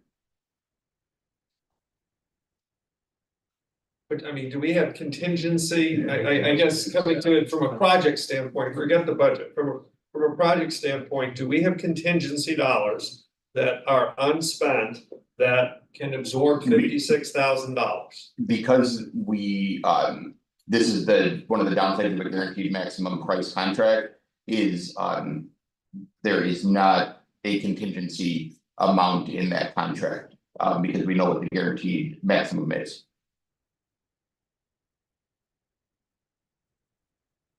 And I guess the other way to look at this is the whole deal was we're effectively having to tear out a turf field that hadn't yet reached its end of useful life. We should have lasted 10 years, I think. We're taking it out after 6 or 7. Am I remember that right? Yeah, 7, yes. So what we're replacing it with now is Cadillac of turf fields instead of the Pinto that we were getting. Well, I would not say we're replacing it with the Cadillac. I'd say what we're replacing it is with the Buick. Then, you know, we're getting a nice one. It's a nice Buick. Yes. Fred was saying. It was not a Pinto. It was more like a Chevy Bell. We're going from a Malibu to a Buick, okay? Stella. Right, so maybe a middle-aged person or somebody. Yes, someday these analogies are gonna catch up with the generation that's behind us, okay? These are all fake names. Okay, I think, I'm. okay, I wanna make sure, okay, we'll bring it back. I think we've exhausted this one, and that completes our financial agenda for this evening. Let's continue on to our section on policy. We've already covered the naming convention, naming recognition. And in board governance, there are no actions noted. So unless someone has something that is needed to be brought forth related to board governance, Good work on the final version too. Yeah. That's attached here. Happy to see this. Yeah, it's just a matter of how quick I try to do those in the off weeks, so. Yeah. Yeah, thank you. Okay. I'm sorry, can we just before we move entirely off this, let me go back just one, just so that Jonathan and I understand. I can't remember whether we ever discussed a natural grass field versus a turf at any point. Do we ever have that? My understanding is that they are more expensive. There was exhaustive discussion about that during the Fields project. Okay. Pardon? Yeah, there was a lot of discussion there, and the recommendation that it just simply is needed for that competitiveness and ensure that the field is available. Yeah, the biggest thing here is just, you know, hours in the day and use of our limited field. The natural grass. I'll tell you this, They it get, was- like, they get beat up faster. But starting to this come actually, back. just to remind you, there's 2, I don't know, maybe Friday, days ago. Friday, There was a softball game over there in the field, and I walked over to watch a few innings of it. And Nicole, absent our athletic director, who was there earlier, she just walked up to the next thing and she was talking, and she had a huge grin on her face, and she goes, "Greg, it poured all night and well into this morning. And look, we're right here playing a game on a perfectly well ready to use field that never would have happened, right? If it was mud." Yeah, So that's enough. And I'm remembering also, Jonathan, like, one of the problems with natural grass is good if it is like really well maintained, and if it's not, like, if you don't have people on it all the time, it can actually lead to more injuries because it becomes uneven and so on, so it's tricky. No, I had forgotten that. Yeah. So I don't recall that conversation either about Yeah, the that's right. artificial versus natural. I see why they were confused about me bringing up the injury, quotient being higher, because like it is considerably, there's good data that says that you have far more ankle and Achilles injuries with artificial turf than you do natural. My understanding is that there are, you know, several different ways to have natural. Yes, it's more maintenance, but you have the drainage systems and the, you know. Idea, we stop paying the athletic trainers and get a grass babysitter. Full of ideas. Okay. We are now gonna go to future agenda items. And I will cede the mic to Dr. Johnson. So there are right here, and I passed out to everybody here. Do you all have it? I don't think you're. Oh, sorry, that's me. You know what, actually, I have an extra copy here. Do you want one of this? Sure. Let's pass it all the way around the form, ladies. these are items that have been, these are items that have been recommended over the past several months. And as we like to do, we wait until we have a group of them to bring back to the board. I put in here, the last one that was really nailed down as a next step. So you can see the 5 essentials areas that most drive our metrics on that 5 essential survey. Remember, Audrey Williams-Lee suggested that one, and we have, the board agreed by consensus to bring that's something they want to hear on, and we'll leave that into our report card presentation next fall. And so we have 4 additional topics here to look at. We have IEPs and next steps. I think there was some additional conversations you and I wanted to have on that front, but that was how to handle some kind of special circumstances related to IEPs and how we support those. We have a comprehensive analysis of costs to attend school. That was referenced earlier in this board meeting. And there's some information that we have compiled in the interim that we can share out. We're not quite ready to kick that out. But we have some information we will be sharing with the board in advance, discussing that, regardless of how the board decides there. There is a comprehensive analysis of transfer students. That has come up in a variety of different topics this past school year, related to both student behavior and our discipline improvement plan, but also related to freshmen on track and a few other areas that are tracked in our report card. And so that is something that is really, we can see where we might want to place that. Although I'm going to mention we're going to reference that at least again in 2 weeks when we talk about our resource allocation work that we've been doing for the past year. And finally, a request from ours here about transportation of students involved in extracurriculars, particularly students who have IEPs. And so they're all here for discussion, and the question is, what are our next steps with them? So, would it be helpful if I, since this is very minimal, if I recap what my concern is on the IEP front? So it's actually, I would say 504s and IEPs, and specifically how students get assessed for them. And I'll just put my own frustrating experience of having gone through a many-hour neuropsych evaluation with my daughter. Came back with a recommendation from her doctor for a 504 related thing, which was then denied by the school. And we could have appealed. She's a senior. We decided not to go through the appeals process at that point, which would have been time consuming, et cetera. We also decided not to hire a lawyer. And I really hate that the advice that I hear a lot from other parents is, that you have to bring a lawyer to these meetings, and that should not be the norm. It should not be the expectation. That that's the only way to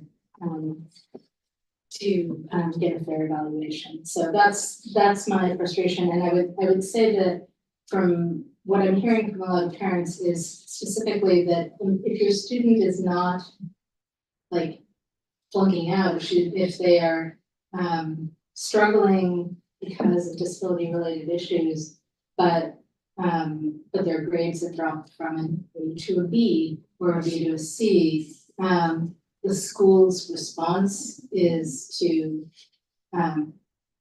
basically say they're not struggling enough to qualify for a 504 or an IEP.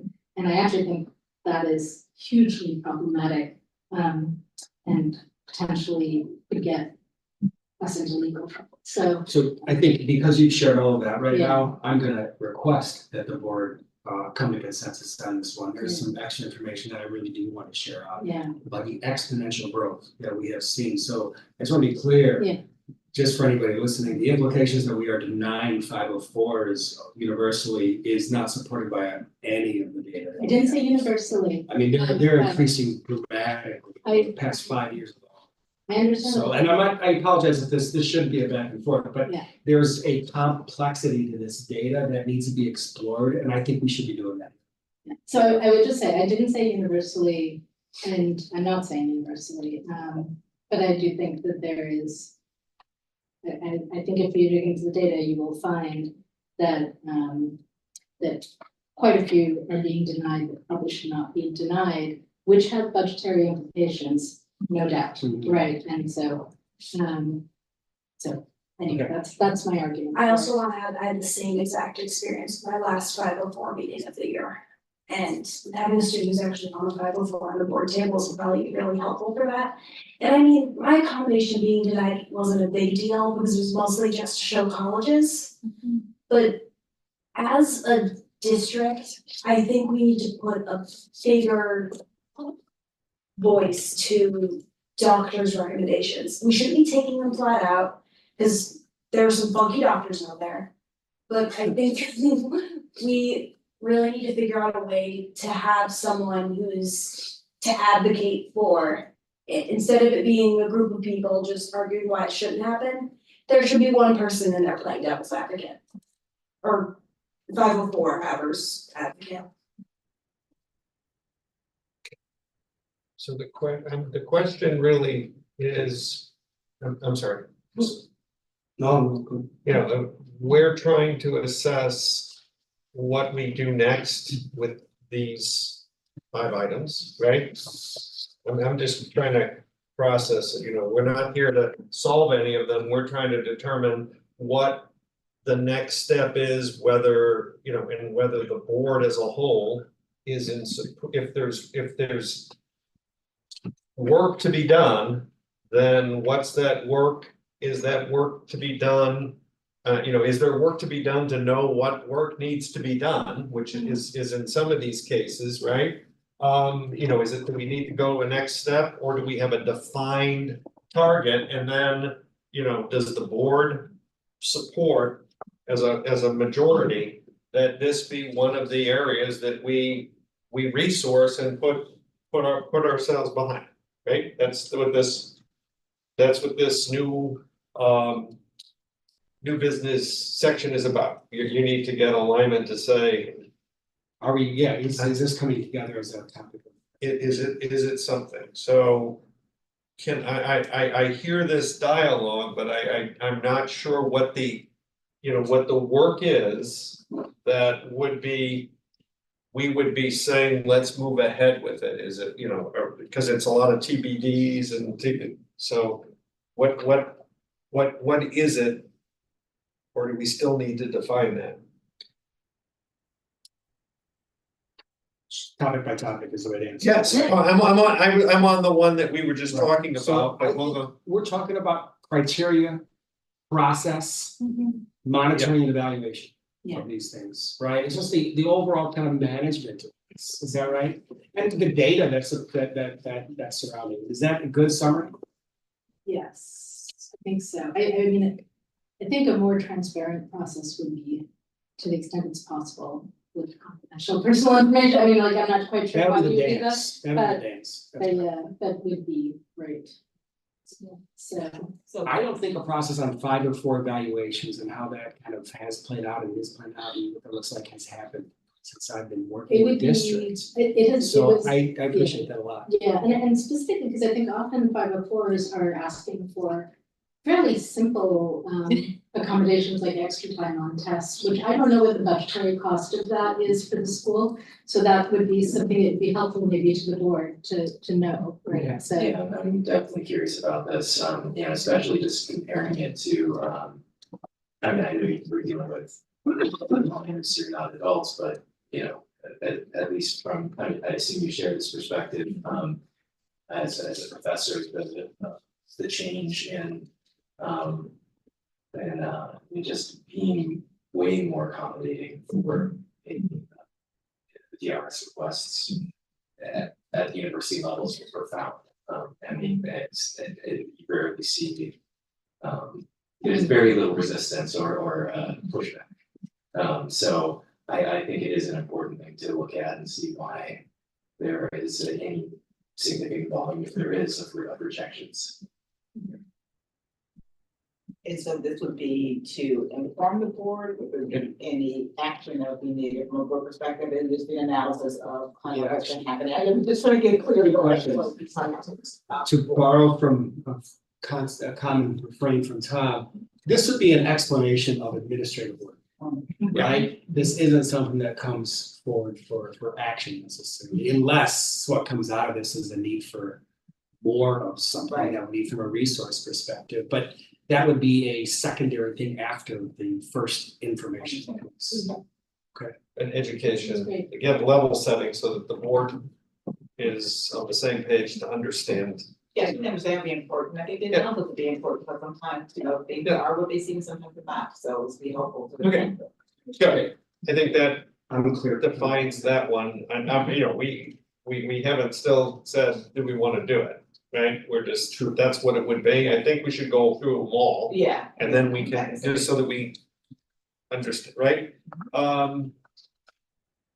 Equity analysis, additional costs, so there's some stuff.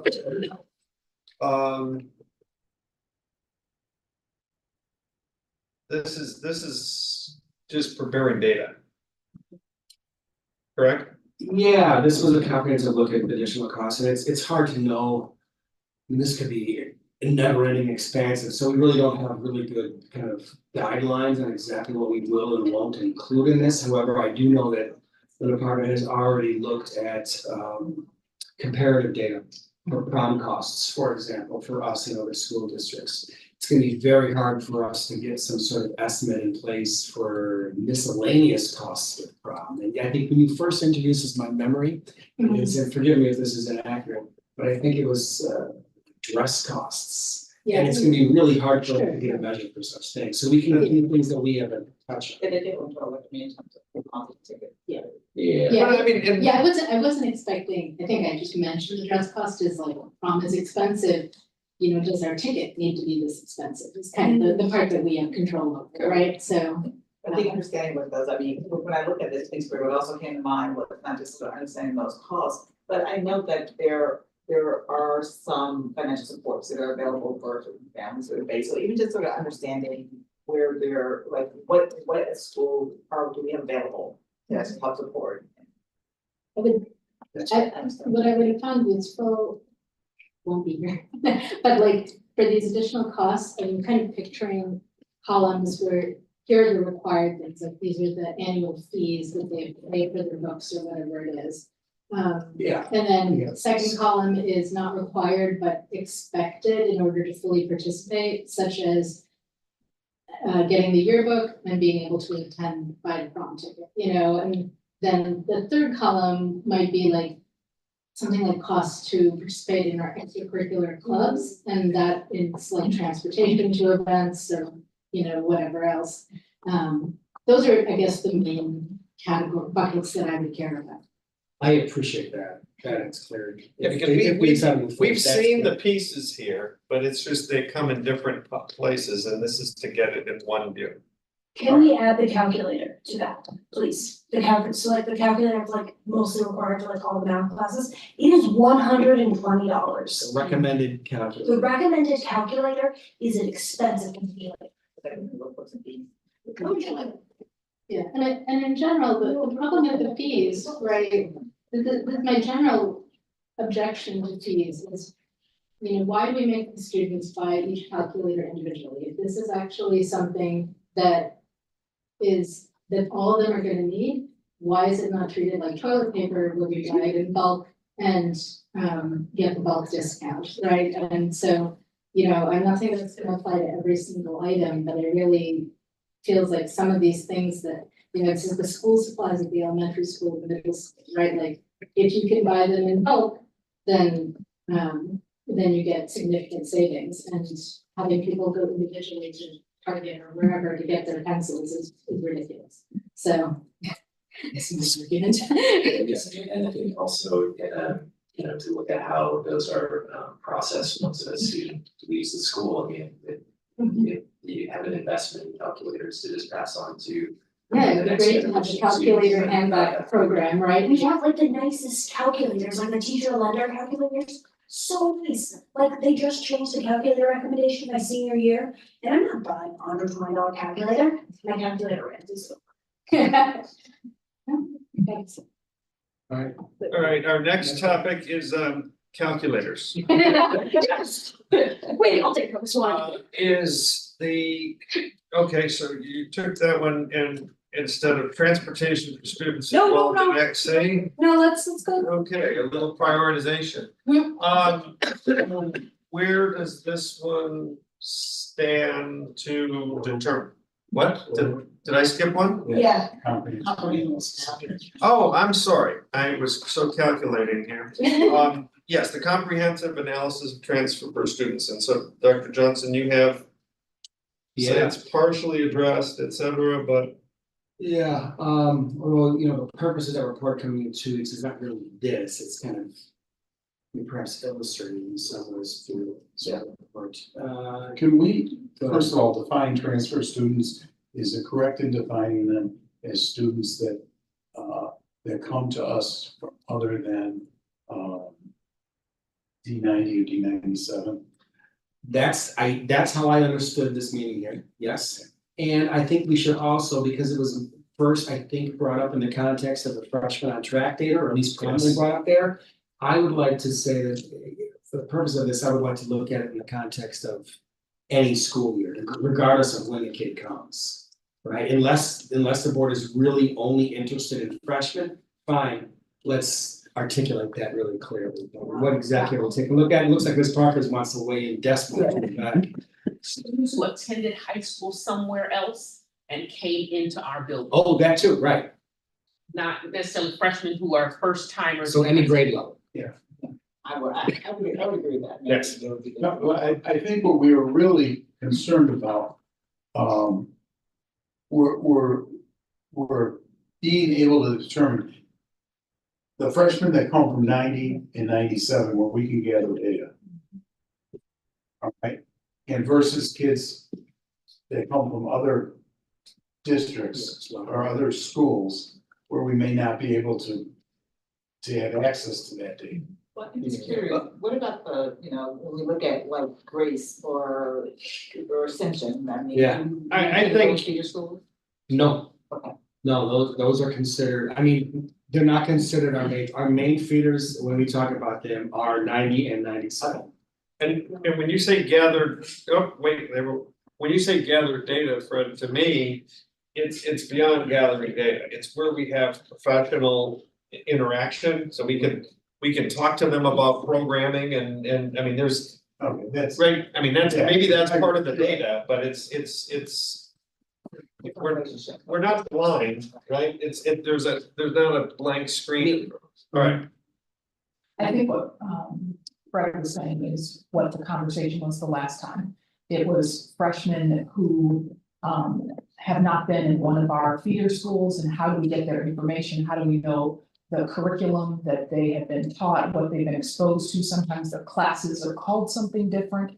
And so we actually, when we talk about Grace or some of the surrounding private schools, we don't actually call those students transfer students.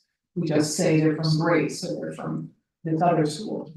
So typically, when we call them transfer students, they're coming from some outside of our kind of close nexus of schools. I think that's what I would normally think of as a transfer student, but I think in the context of what we were looking for, it is the ability to look at different sets of data. Correct. All right, from students that come from our feeder schools versus those who do not. Correct. All right, Yes. and that will take then also that would inform us in some of the articulation between districts.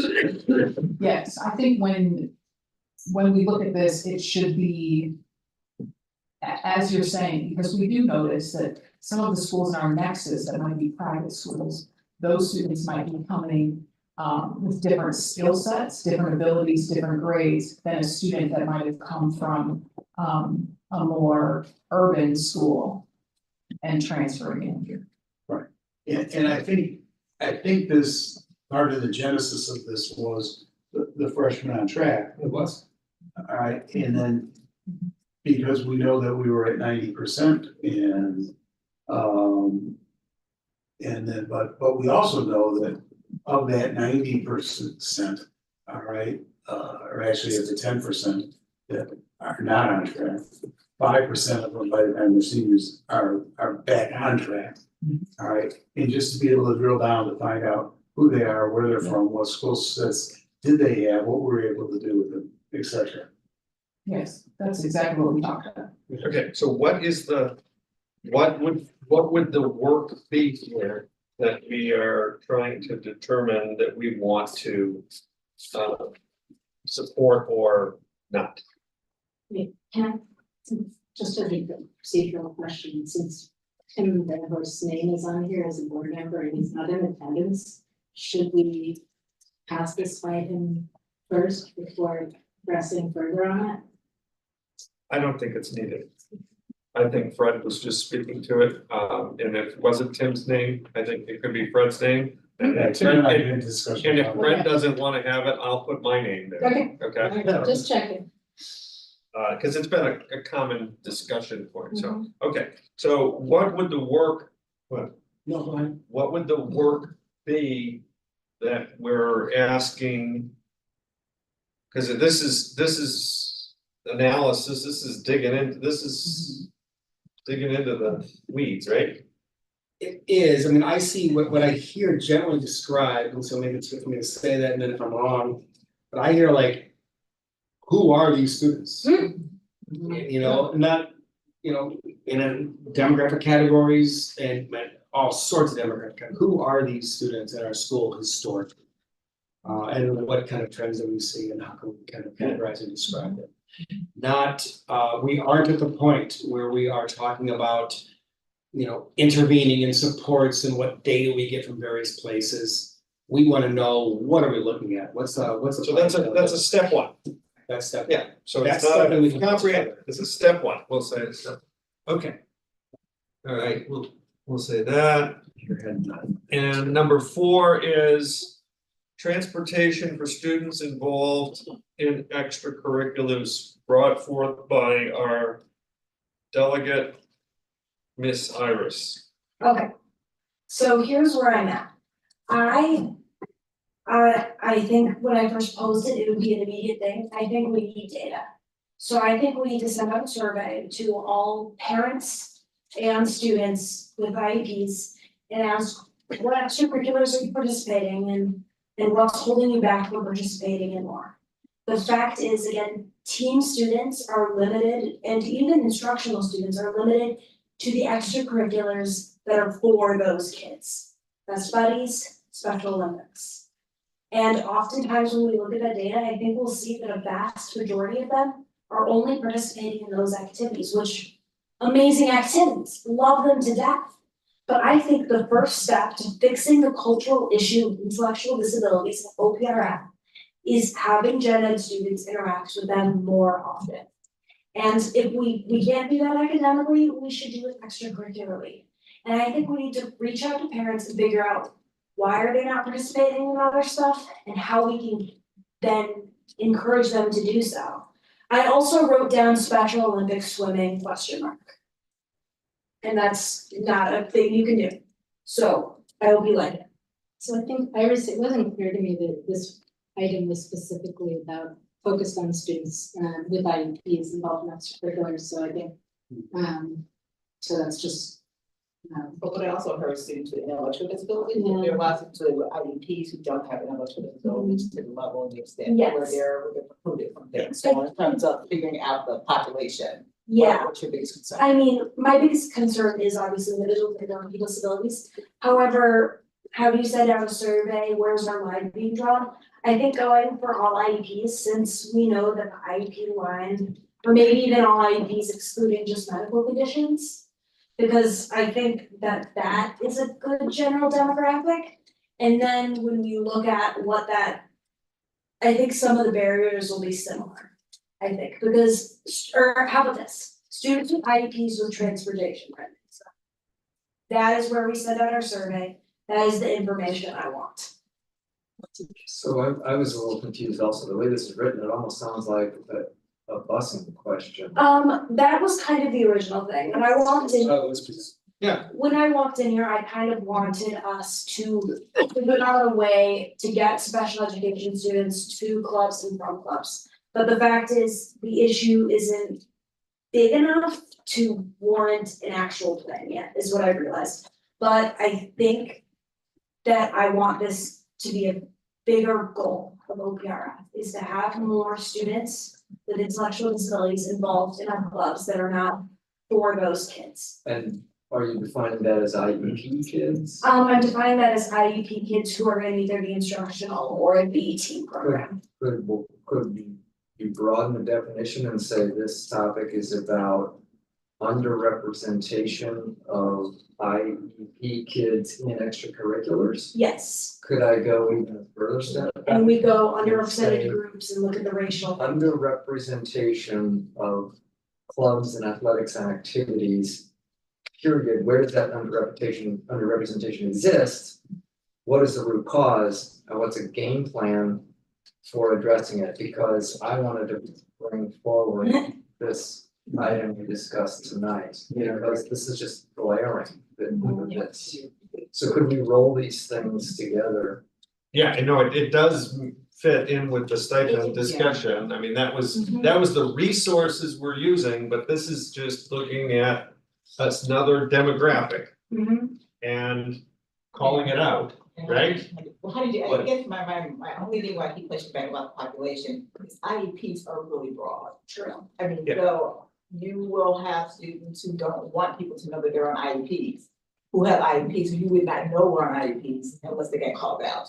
So I think there's like an element of like, what population are we trying to really understand, what their needs are, and do it, but to say all IEPs is actually too broad. Yeah, I think, I think my last change to IEPs with transportation written into them is kind of the best one.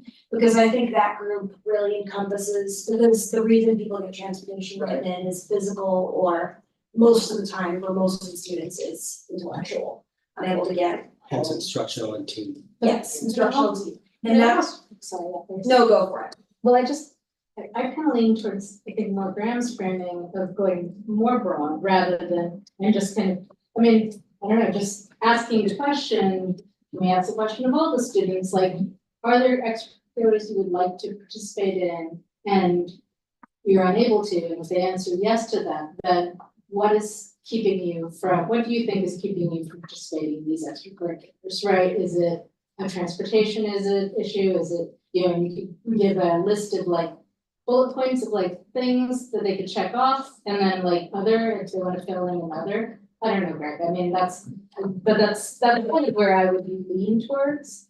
I also want to, I mean, yes, the whole group of extracurricular involvement is super important to me. However, I think it could even be a separate thing where we have a more in-depth survey for the parents of the individuals in instructional and IEP, because that's the main, I mean, from my personal experience, that's the main group I noticed in the representation in. Because I know of one individual who is on both, he's in the anime club and he's on track and field. And he's in one of our programs, and he's the only one I know that's not participating in an activity that's for them. And I don't think we should have activities that are. I mean, we should have activities that are for them, we should not have activities that are not. So the action here, I mean, I'm still hearing a little bit of refinement of what the definition is, okay? I mean, I don't know if we're gonna nail it tonight. So to me is the starting point, is the commitment to even define that a little more clearly. Audrey, you know, you raised some great questions of what it is. I think we understand, the general theme is, it does fit to the general theme of how do we get greater participation in our extracurriculars, and we're trying to identify another population. Yeah, so what does our participation data look like? Yeah, so what hurdles exist, what obstacles exist within that? And honestly, I think as a first step, that is a pretty good canvas for Right us there. to make some. Answer those questions. And now say, okay, Because I think the way this was initially framed, and I appreciate how this conversation has evolved. It was framed initially with a solution. And now But there's. we don't know if that's the right Ah, solution for right. anything, so we have to do some information first. Well, and I think- First. So it's And I would try to, trends and hers. even Trends and hers. even when we talk about comprehensive, I think all of these, the next step is, we've started to say, instead of a solution or even a full-blown program, it's, we need to dip our toe in and get some more data We need to understand what it is. to understand it, Yeah. okay, which makes them smaller bites. So now that we've got these 4 topics, now we need to do a, direction to the board, to the administration on, do we need them to do all of these, and what's the resource requirements, right? Of how much stuff we're shoving down your throat, in terms of resource, so, I was thinking a way of doing that, I don't know, I mean, we can go and just go through each one and just say, are we in support, support, and we're looking for, the majority of the board, okay? That's door number 1, the other way is we could each just go through these and you have to pick the one you want at the top, right? And that way we kind of force rank to say, how much resource do we have? How much resource do you have? Can you do all these? All the resource. I think it's, I mean, you probably can, but like timeline is. Yeah, no. Right, Part of so- it is timing, I mean. Yeah, I think if we're looking for a small bite and we say do it, then you're just gonna tell us when you think we can do that small bite. As long as we don't commit to any timeline. Yeah, well, yeah, But not I today. don't want to commit to timeline. I would like to, No, I do believe it's worth pursuing and then figuring out from administration when can that be done. And Yeah. what- Some of these might fall pretty naturally into existing timelines. Yeah. But I agree. they're gonna need some investigation. I'm not prepared to dive into that too. Alright, so are we gonna now, let's just re-loop back, and I'm just gonna look and I'm just gonna say what the topic is. So number 1 is, I'm gonna call it IEP 101 for the board, okay, and that's. And 504. Yeah, IEP and 504 101 for the board. Okay, I use 101, right, so, who here is in support of that being something we ask the board to do? Mr. Costa, do you want me to do a roll call? What? Do you want me to do a roll call? We're not voting. Okay. We're just doing a show of hands, we're doing a straw poll. Okay, I think it's timely now, because we have new members coming on board. okay, so that one, there is support of the board, okay? You need 4, so that's all I'm looking for.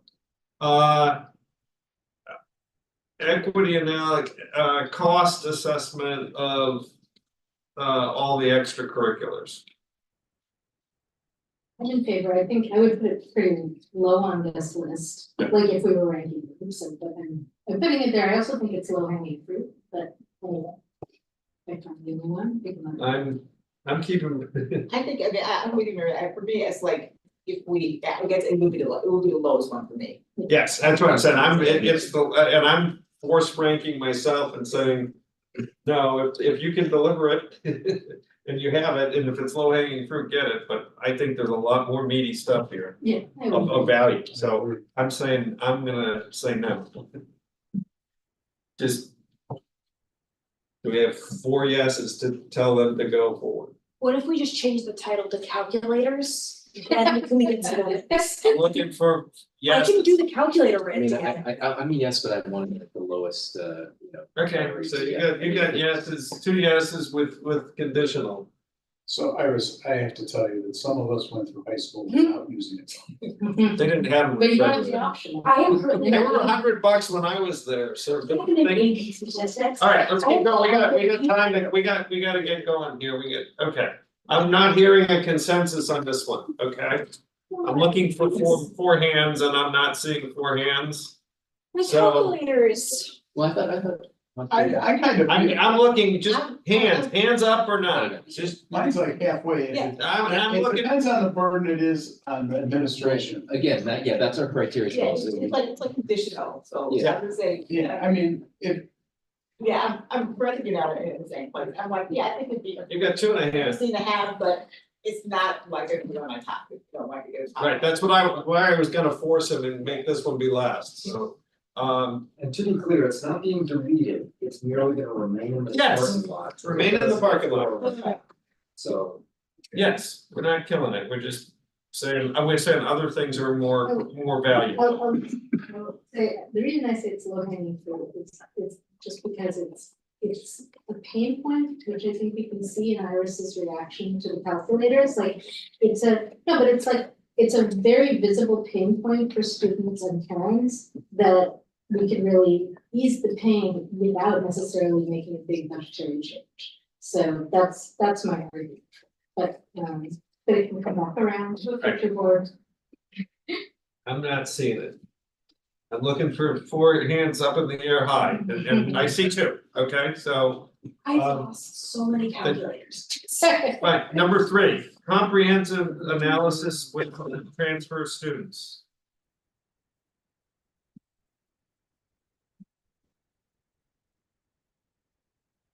One, 2, 3. You've got 4. 4, okay, that's all I'm looking for, this is simple math. Yeah, fine. Right, yeah, I know, I'm just, all you need is 4, this is a 4 is a win, 3 is a lose, okay? And then transfer, You have We're renamed yeah, I know, I have. Should I rename it? Yeah, students in participation in extracurriculars with IP, we'll, I know what it is. I know what it is. yes. Yeah. That one, Yes. I did want. wait, we Yes, need yes. 4 votes, cause Iris get 4 votes. Yes, I passed my but first. I It's a marker, I did I just it. wanna make sure, I wanna make sure that when we get the data we're looking for, I mean, I have a lot of questions about what Grant brought up, I mean, I'd like to look at the criteria that's applied to what, saying that a club should be eliminated due to low students, I mean, should there be a universal criteria for student involvement across all demographics, and we have different populations in the school? That's beyond what I think. Yeah, we're going. Well, I'm glad you brought it up, because if we need to shift this, I need to shift my kind of marching orders for my admin team. So what I thought we left this at was, what are our historical demographically broken down trends in participation in clubs, activities, and extracurriculars, number 1. And then we need some sort of probably qualitative way to determine hurdles that exist for those who are and are not participating in extracurriculars. That's the scope. And then what you're talking about are things that would probably go towards solutions. And All kinds of things beyond that, Is that but right, that's the box. Yes. Okay, let's limit the box. Right.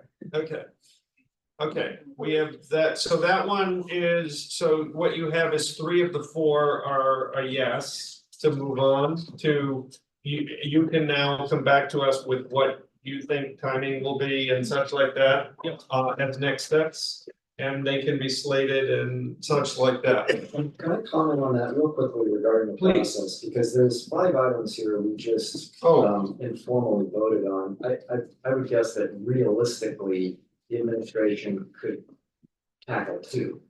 Do we need to prioritize, I mean, what did you just say? We gave him 4 that we wanted to proceed with? We gave him 3. 3, okay. And we asked him to come back to us with what the timeline of expectations, and if his way of addressing that will be is if 2 of them, if one of them, the timeline's in 2027. Okay, that's fair. That's the thing, that's the signal that we don't have bandwidth for it right now. And, and then. I appreciate that a lot. Yeah. That line of thing. Yeah, and that's fair, and I'll make one last statement of advocacy, is just that this data point regarding Black participation in activities and clubs. What I really want to avoid is a situation where next April, we're finding out, school year is down to 40% or something like that. That's why I feel like there's a certain amount of urgency to that one, because I'm assuming that you'll want to be able to implement something starting in the fall. And you won't have perfect answers, because you're right, it's gonna be a lot of qualitative, but at least that initial assessment of what might be going on to cause this trend, what are potentially the barriers.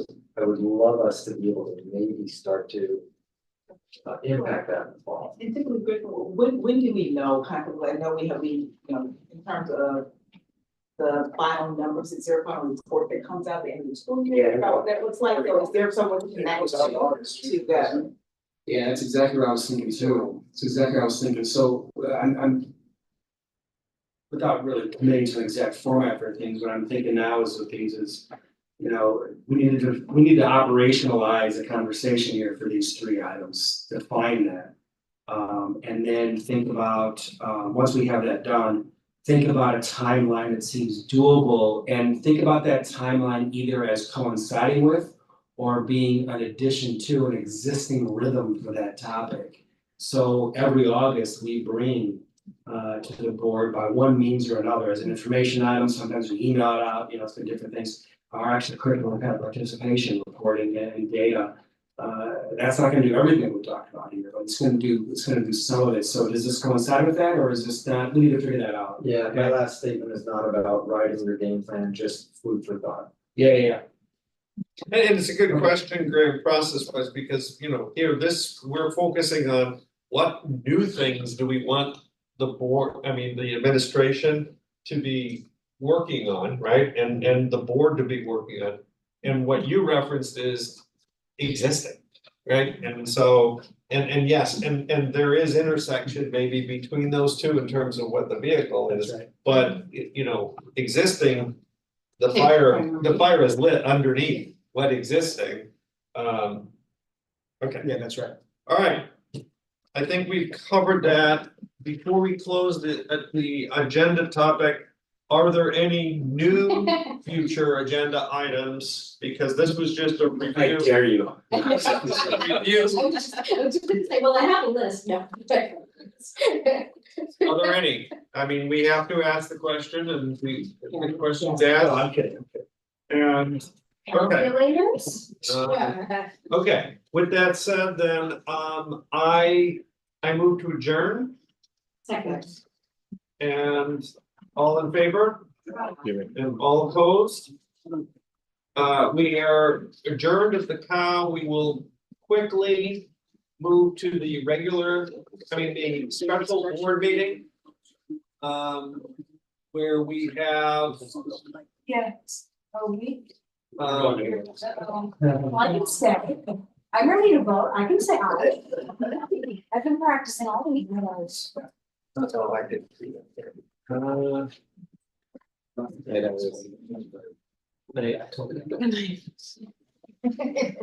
I went to a super spreader last week and the 80% of the people got sick. So I kind of skirted it. So. Okay, so I move to my paper. Ready? Are we on, please? No, go ahead. We're on. Okay, I call to order the special board meeting at 9:50 o'clock in the boardroom of Oak Park and River Forest High School, and ask for roll call. Mr. Harkin, Here. Mr. Mosley, Here. Dr. Winston, Here. Dr. Lorillard, Here. Mr. Richmond, Here. Mr. Costello. Here. Our first order of business is public comment. None. Our second order of business is our single action item. I move to approve the personnel recommendations, including new hires, assignment changes, summer school hires, resignations, retirements, leaves of absence, and releases. Second. Is there any discussion? I ask for roll call, please. Mr. Mosley, Yes. Dr. Winston, Yes. Mr. Richmond, Yes. Mr. Harkin, Yes. Dr. Mahoney, Yes. Mr. Costello. Yes, the motion passes. I move to adjourn. Second. Any, all in favor? Aye. All opposed? We are adjourned.